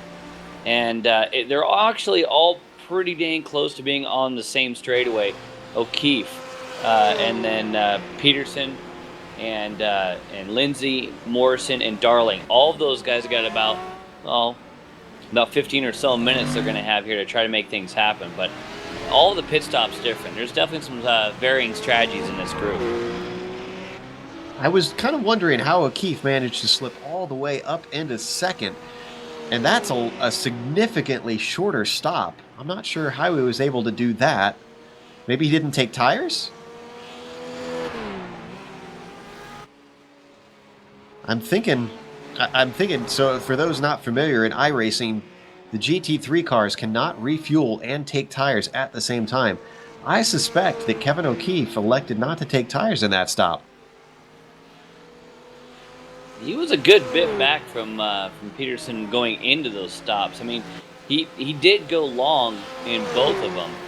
He went 20 laps or so. The other guys are going about 2-3 laps shorter. Not sure what that gained him other than just maybe right time, right spot for traffic. Watching Leif Peterson and his roof. For those wondering what the scorecard is between the roofs and the BMWs, Ryan Bird is currently our highest BMW. He's sitting in 4th in his class, but has he taken his second stop yet? Apparently he was looking at the wrong time in scoring. He has slipped down to 8th. So Robbie Morrison is our highest. That's right, and he did make the stop. So right now you're looking at DeVries, O'Keefe, Peterson, Lindsay, Roofs, 1, 2, 3, 4, Morrison, and then Darling. Morrison's the highest of the BMWs. Darling is going to be chasing him down. I'll be curious to see if he can make it in time. We're getting information from the chat. I guess a teammate of Kevin O'Keefe's has said that there is no tires for him on that last stop. So I think maybe that's the right call. That's how he managed to get himself so far up. We're going to have a fight for top 5 here, I think, in GT3s pretty quick, as Morrison is going to get caught by Darling here shortly. Darling coming through the Curva Grande. In 5th, that's Fleischle, who's going to put him a lap down in the GTLM class. You know, I say that. Do you guys see Morrison? Because I think he's out. I was about to say something because I had noticed that he wasn't on screen, but I thought, oh, maybe he's taking a second stop. And you're right, he's gone. Now, I don't see that he has had a disconnect. Maybe he ran into trouble. I was watching him on my screen here, and he was there going to the first chicane, and then he just wasn't. I haven't seen him time out yet. Yeah, I'm not seeing any sign from iRacing that he's been disconnected from the server. This is very unusual. Oh, you know what? We forgot to mention that there is an incident limit on this race. Was he off track, or was it soon before he disappeared that he went off track? Not from what I saw. I mean, unless he dropped a wheel, or you know what, he may have gone in too deep in the first chicane. Maybe that's what did it. So possibly over the incident limit for Robbie. There it is. Yeah, he did. He dropped out just now. Oh. So it was connection in the end. But we've got a battle on screen for 5th place. Quinn has gotten it done while we were trying to figure out what was happening with Robbie Morrison. Just overtook Tim McLeish.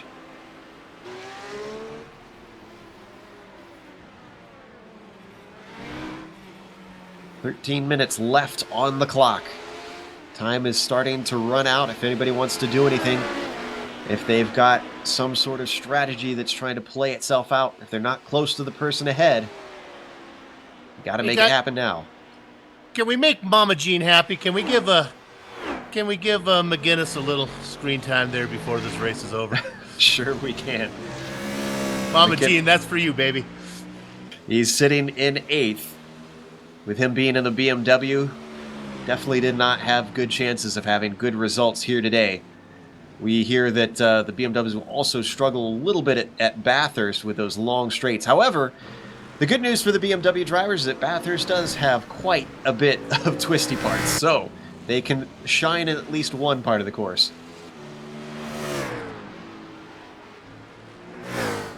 Of course, Jim was your Season 2 champion in the GT3s.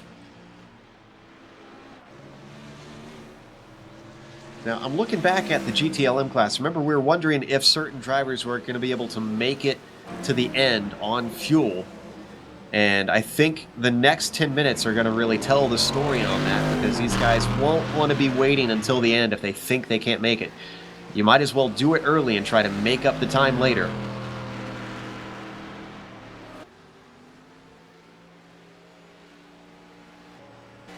There we see our leader, Tobias Soltau, deep in the night in Germany, but leading the way here at Monza in iRacing.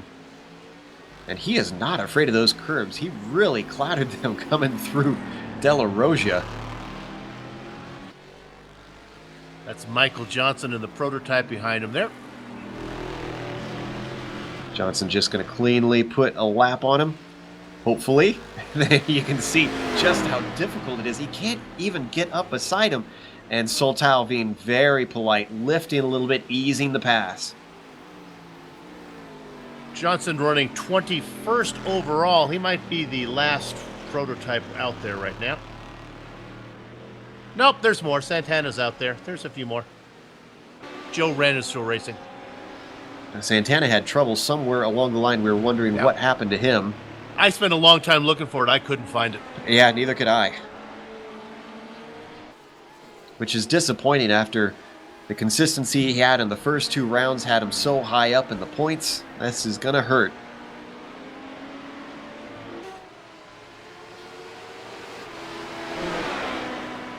Now, we were wondering about Gerard and if he's going to have to stop again. He's stretched away from Schuster a little bit. It's 3 seconds between them, but if he's going to have to stop, he needs more of a gap than that. It is not going to allow him to hold on to that podium position.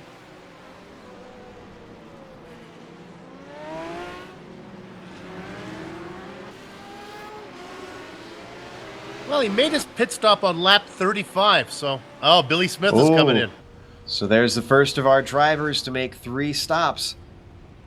And like I said, he does it early, making sure he can try to push hard here at the end, try and gain whatever positions he can. Where is he going to come out? All the way down to 6th now. Is Robert Jackman going to get him? I don't think so. Oh, maybe he will, actually. Here comes Jackman. Jackman streaks by. And in the same moment, Danny Kane tries to squeeze through them. So now the battle is on. Billy Smith has one car ahead of him he can try to chase down.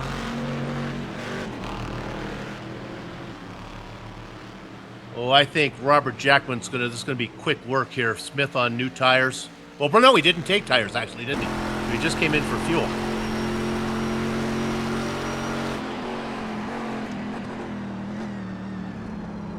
We've got confirmation from Morrison that he has lost the internet connection to the iRacing server and he can't get back in. Oh, and was there trouble with Ulmer? Oh, ooh, he touched the wall. Now he has a nose on my screen, but on our screen for the broadcast, oh no, he doesn't on mine. So he did lose the nose. This is down into Ascari. He wasn't near any other cars, or at least he didn't touch any other cars. He lost the rear on entry, it looks like. Just smacked that left side wall. And he's going to have to bring it in. It must be horrible because he had such a huge lead on Ponick. Ugh, yeah. Bill, what kind of Thanksgiving pizza cheese is that? Oh, that's, yeah.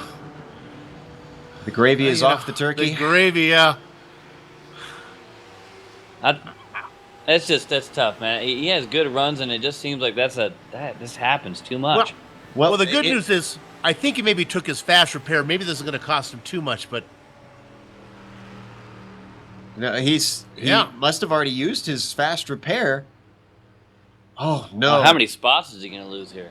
It depends on how much damage he has because Ponick is coming up on him. He was a long ways back.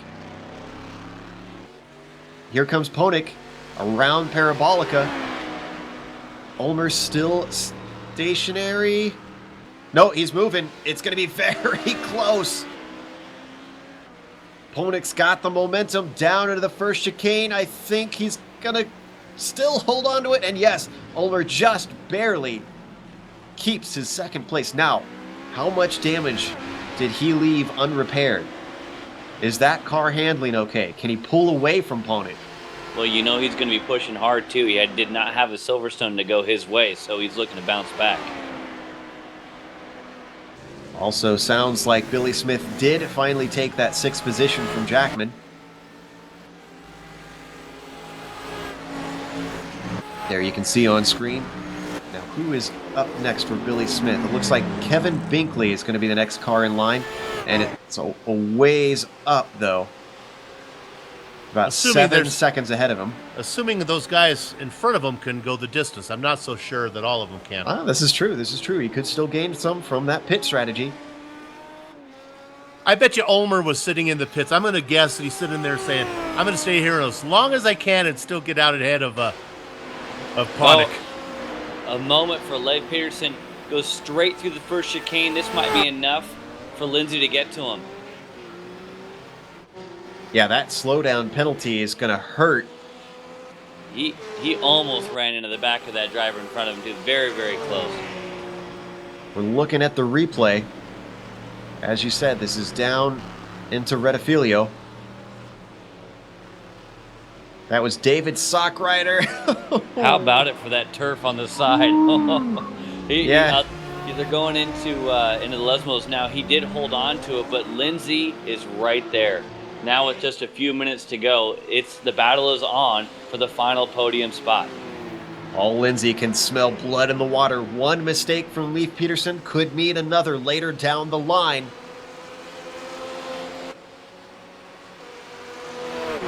There you can see the HPD of Danny Kane trying to work his way past.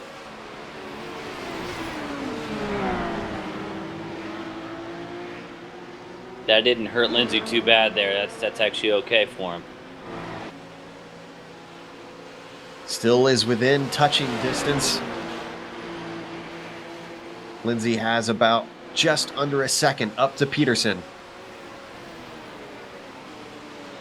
Okay, Fleischle is pitting from P4 in the GTLM cars. So he couldn't make it on that two-stop strategy that he wanted. The first three guys didn't. Satal, Gerard, Schuster made it all the way around. Fleischle has come in. Let's see if Binkley comes in. Binkley is in. Also coming in.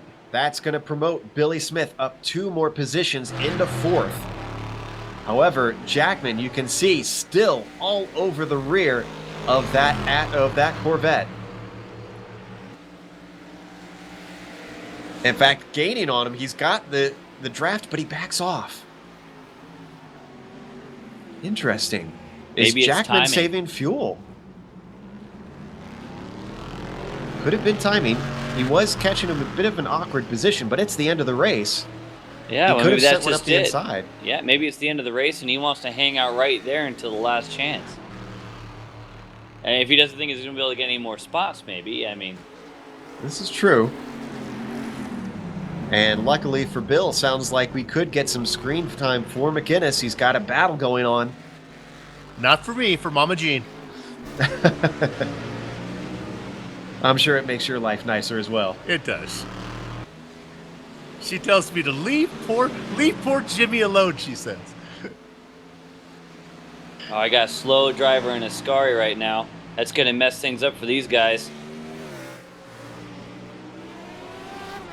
It is. It's the GT3 leader. What happened to DeVries? Severe damage. His car is crabbing. Let's look at the replay. You said it was in Ascari, but no, it happened further back than that. This was back in the Lesmos. Almost looks like Lesmos, yeah. Oh, and this was a driver error. Oh wait, no, it happened before that. It was this into? He had help. This was into Della Rogia. Oh no, Armando Edwards had spuns. Oh my gosh. Oh my gosh, DeVries. And pulled back on track. Was trying to find a gap, and DeVries was at the wrong place at the wrong time, got clipped, was sent flying into the barrier. You're going to see it here. Oh, There's Edwards. That's over. That is just as heartbreak. But on the flip side, Kevin O'Keefe, new leader.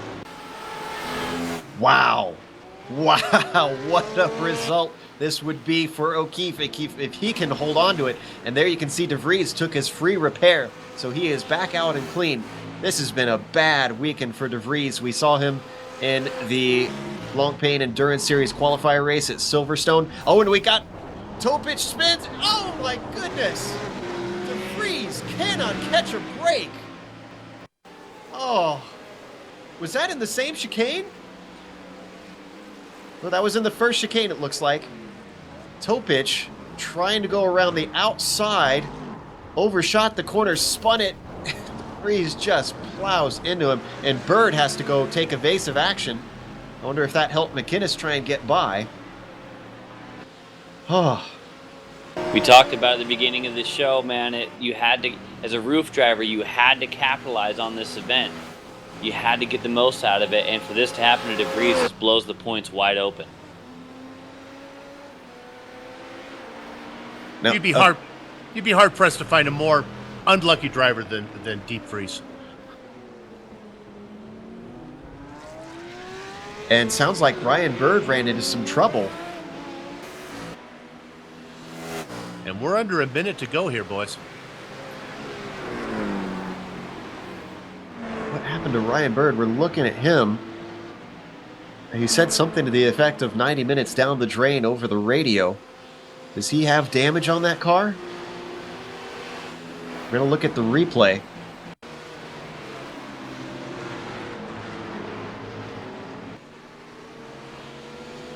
Here he's coming through the Lesmos.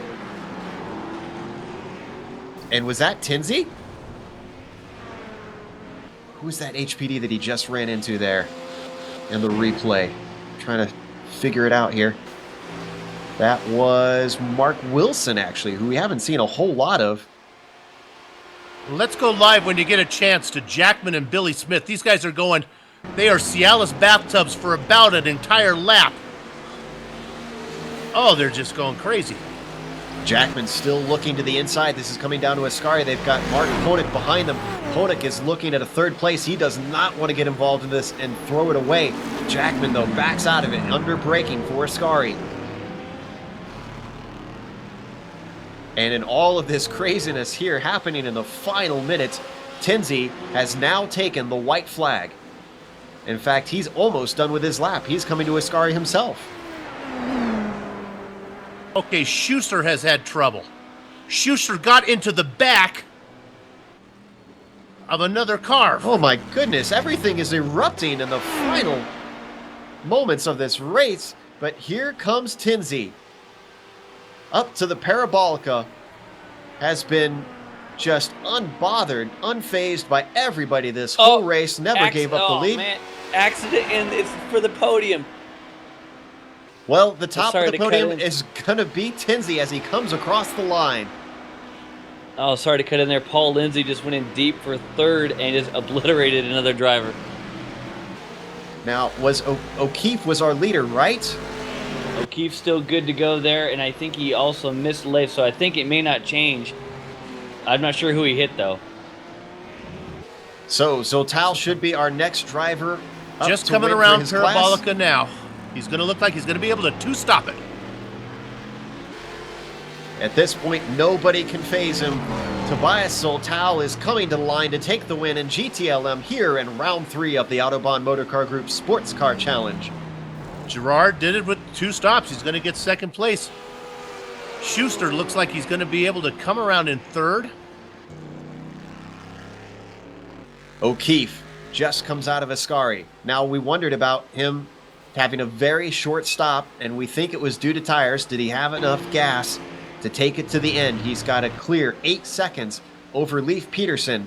He comes up to Parabolica. One final corner to go. Guys, has Schuster stopped? Did he actually finish? But in the meantime, Kevin O'Keefe is going to take his first win and only his 3rd start in the series. Beautiful job for Kevin O'Keefe. Now, where you said it was Schuster? I don't know if he actually crossed the...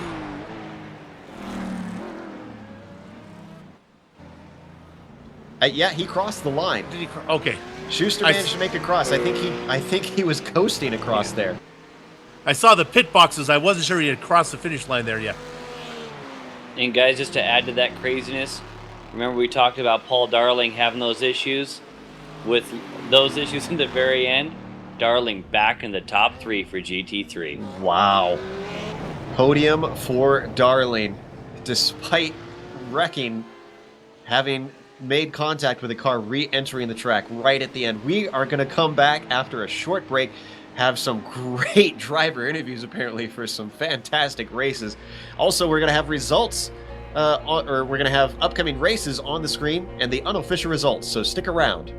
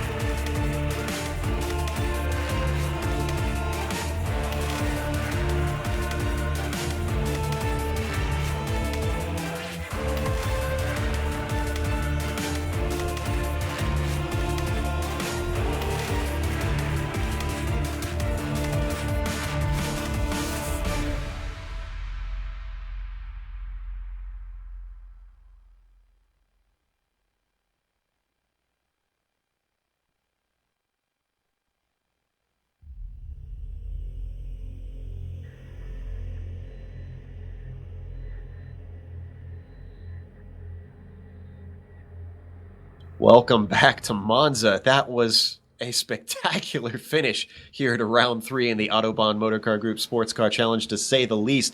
And before we go to the results, we actually want to go over some of the incidents that we missed because we were trying to focus on the leaders.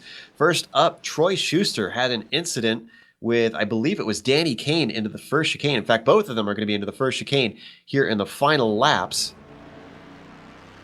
And there you can see Schuster coming off of Parabolica. Now there's Danny Kane coming up behind him.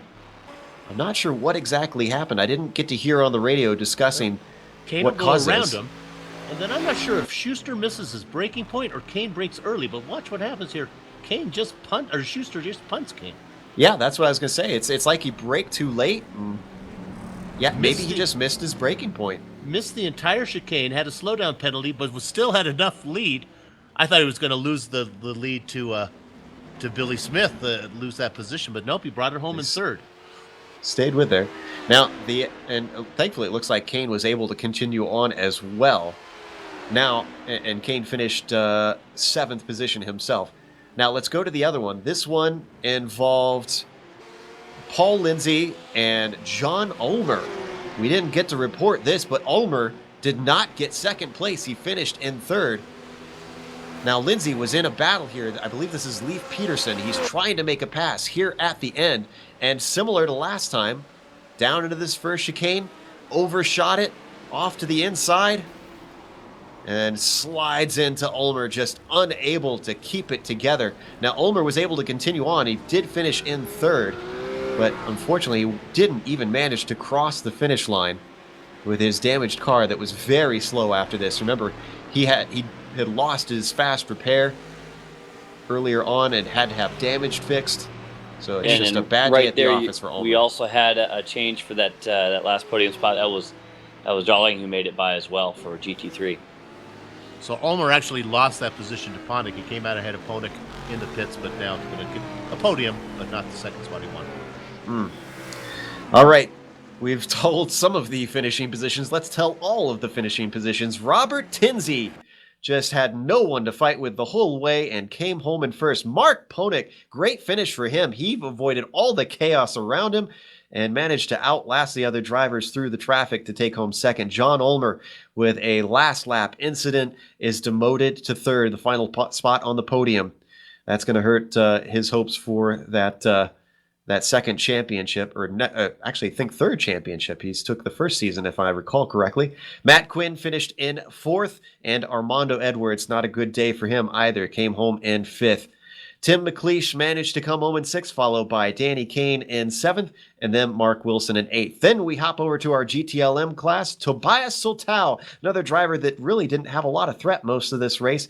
He managed his first win of the series, and I think only his second race of the series. I'm not sure if he was at Spa in our first round. Then is our 2nd place and 10th overall, Jason Gerard. Nice finish for him. Bill? Yeah, and so Tao and Gerard were able to 2-stop it while the rest of the GTLM guys had to do it in 3. Schuster was able to come back from that incident with Kane and still limp it home in 3rd. Billy Smith took 4th in position. Jason Fleischle, 5th in class, 13th overall. Robert Jackman, 6th in class. Kevin Binkley, a quiet finish for him. So let's count down. I lost my spot. They're 6th, 7th in class, I believe. Then Dave Hill, Sock Rider, and Sheldon Woloshin is going to be in 18th overall. Then we get into Michael Johnson, and I'm going to get to announce the winner of the GT3, Rutger Kevin O'Keefe. Smitty? Yes, still up from it. Yes, indeed. Kevin O'Keefe getting that win. 21st, Leif Peterson holding on there with a crazy finish. Paul Darling from downtown was able to come back for that 3rd in class and 22nd overall. 23rd there at the end with that issue is Paul Lindsay, 4th in class, followed by Dino Topic, 24th. Ross Booth, the highest of the BMWs, in 25th. Jason DeVries there with those last few issues, 26th. Jim McInnes getting into 27th. 28th was Ryan Bird and David Henry. 29th, Sean Reese, another GTLM driver there, in 30th position. Back to the GT3, we hop to Patrick Fleming in 31st. Then it's Mark Schindel in 32nd. Christopher Sherburne brought home 33rd. And Kevin Santana in the HPDs had a bad day at the office, finishing 34th. I believe he DNF'd. Joe Wren did as well, coming home in 35th. Paul Slavonic in 36th. Robbie Morrison, 37th. Dexter Castro, who had problems that we didn't see on screen, came home 38th. And Christopher Bailey, 39th. Then we hopped to Martin Carroll, who we did get to talk to, had some incidents and finished 40th. Then we hop to the rest of our field. Chance Kelly in 41st, Robert Sklenka in 42nd, and then Darren Kuhn finishing 43rd. So those are our drivers today here in round 3 of the Autobahn Motorcar Group Sports Car Challenge and their finishing order. We're going to talk to a few of our winners. First up, we have our prototype winner, Robert Tinsey. Let's bring him into the booth. This is now his second win of the season, if I'm recalling correctly. Robert, you didn't seem like you had any trouble throughout the whole race. It was a lot like last time where you just kind of all by your lonesome. Was that how it seemed like from your viewpoint? Yeah, it sure was. Starting from pole helps a lot, and being able to breathe a little bit also does. It's a lot easier to control from the front, that's for sure. Now, there was a lot of chaos in the end between different classes and some drivers getting into the HPDs or HPDs getting into other drivers. Do you think the traffic was an issue out there, or was everyone pretty well behaved when you came up to them? It was pretty surprising, actually. You'd think Monza would be a very easy track to overtake other classes, but for some reason it just seems like everybody gets bunched up in the back section of the track. Everybody was pretty fair. There was a lot of people just holding their own, which you come to expect, and as long as they're predictable, that's all we can ask for them. Now, the one area I bet you're really glad about is this pit entry was pretty simple, and you didn't have anybody run into you this time. Yeah, pretty hard to screw this one up, so that's a positive. Well, the ultimate positive is that you took home the top spot today. Congratulations on the win in the prototypes, your second one of Season 3 here in the AMGSC. Great, thanks a lot, guys. I appreciate it. Thanks for the hard work. That was Robert Tinsey. No L in that name. It's a sticking point that we know he has been a little bit annoyed by it recently. Robert Tinsey takes home the win in the prototypes. Next up, we unfortunately don't have Tobias with us. He's probably gone off to bed. But Bill is going to be talking to Jason Fleischle, who did manage a top 5. Yeah. Jason, congratulations there. Top 5. Didn't get up there too far. Now, did you 2-stop it or 3-stop it in your car? I tried to 2-stop it and ended up 3-stopping it with Splash to Go at the end. How is it possible for Tobias Satow and Jason Girard to be so fast and still be able to 2-stop the race? What are they doing? I don't know. Girard got a lot of draft in there, and I never saw Tobias, so I have no idea what he was doing. But I did spend a little time with Girard, and they're just lifting and coasting and keeping their speed up better than I did. How was traffic for you?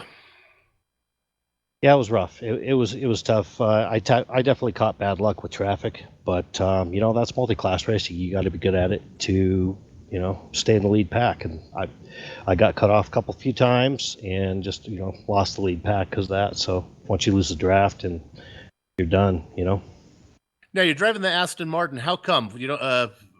Is there a reason why that went over the Corvette? Yeah. So Excelsior Racing Team, and we're competing in the Aston in the Neo Endurance Series, and so we're all forcing ourselves to get used to this car and learn it.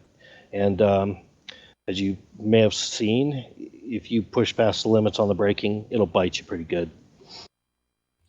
Well, you brought it home in 5th place. That's a nice finish for you. But congratulations on that, and we will see you next time. Yeah, thanks a lot. Jason Fleischle, our 5th place in the GTLM. Joe?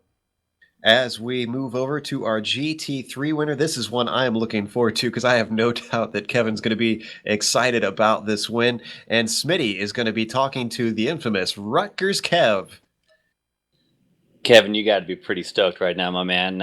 You were running around there 5th place earlier in the race, and now we're talking to you as the winner. What's that like?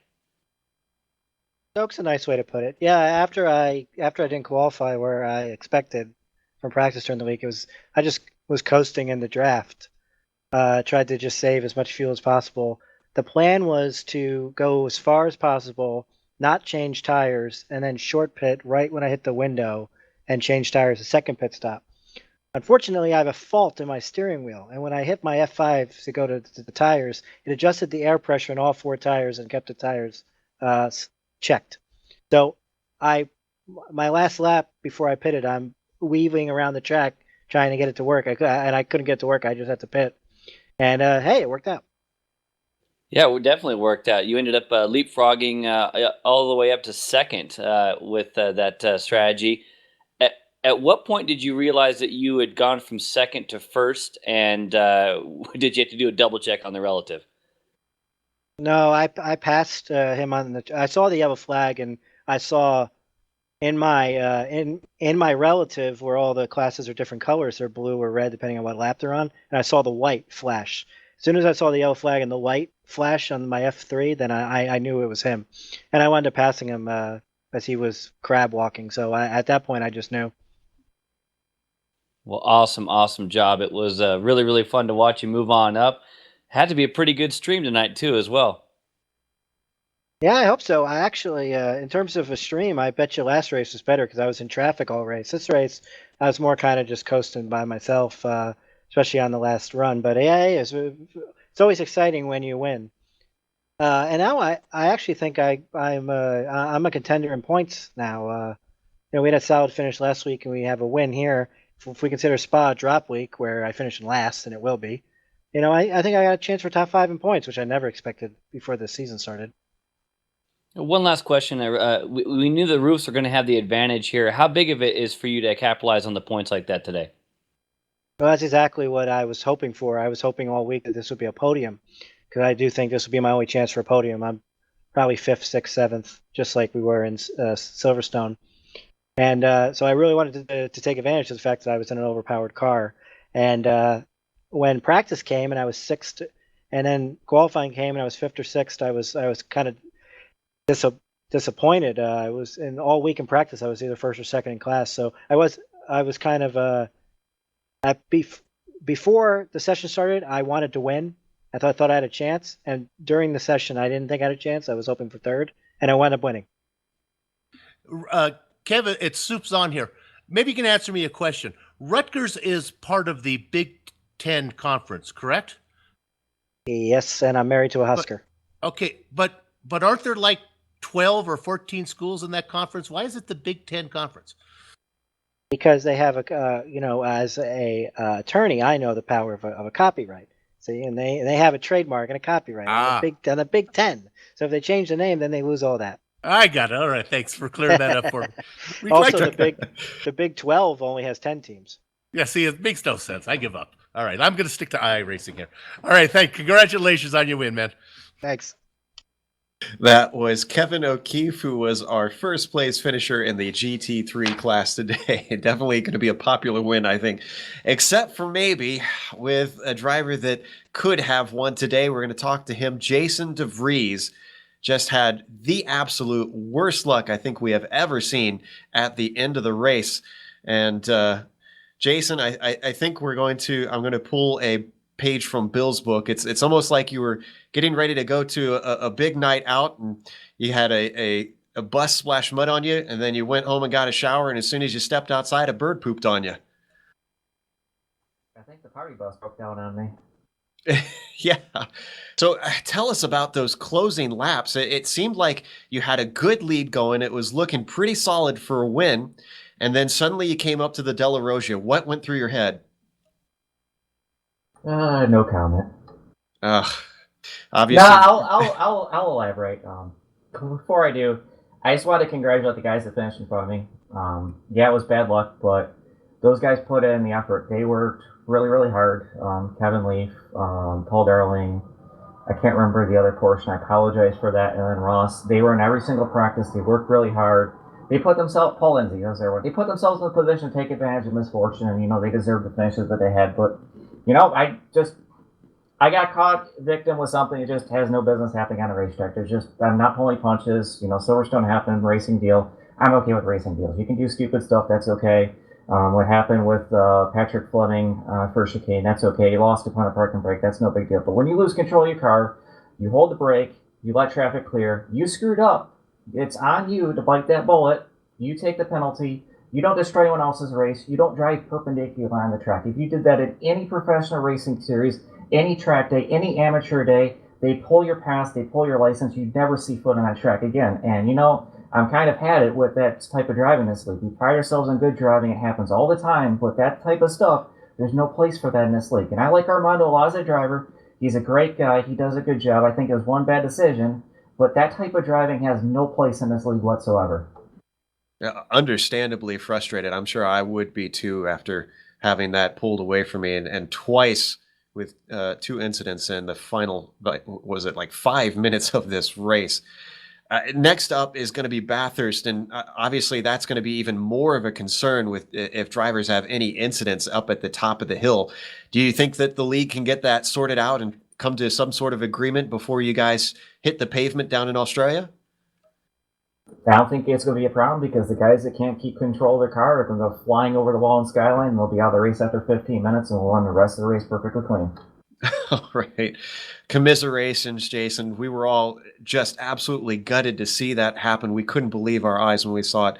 Hoping for the best for you next round. Hey, thanks, guys. Before you let me go, I just want to give a shout out to the Excelsior guys. Gerard, Jason Fleishley, Lindsay, Joe Wren, Kevin Binkley. I appreciate you guys, everything you do, and I hope to bust my tail, get second split, and see you guys Sunday afternoon, GSRC, second split Black Pine Endurance.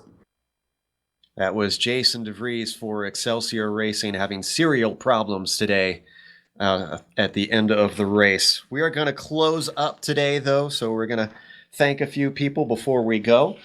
And unfortunately, I put the wrong paper aside for me, so I got to pull that over here. Obviously, we want to thank the official sponsor of the AMGSC, and that is the Autobahn Motorcar Group. Also, thanks to the organizer, John Ulmer, who puts in a lot of hours behind the scenes to make this thing happen. Thanks to the software and hardware that we use for our broadcast, and you can see those listed on your screen. Thanks to the team today, Bill, Smitty, Amjad, and Dougie. As well, big thanks to Samuel Ryman, who is our chat mod today, keeping people busy talking about the race. If you'd like to find out more about GSRC, you can find it at the globalsimracingchannel.com, along with archived races and upcoming broadcasts. We're also on Twitter at GSR Channel, but we're going to change that on December 1st. It's going to be at GSRC Broadcasting. We're also on Facebook at /Global Sim Racing Channel, so make sure and give us a shout on social media. A special thank you to Eric Ekholm and Casey Lalonde, who both provide music for our broadcast. Their music can be found on the locations listed on screen as well. Next race, as I mentioned, that's going to be Bathurst. It'll be Monday, December 7th. That's actually my mother's birthday, so unfortunately I won't be on that broadcast. That'll be starting at 9:15 p.m. Eastern. We also have upcoming races for other series on the screen, so check those out. Mark them down on your calendar. But until next time, race clean, race hard, and we'll see you on the track.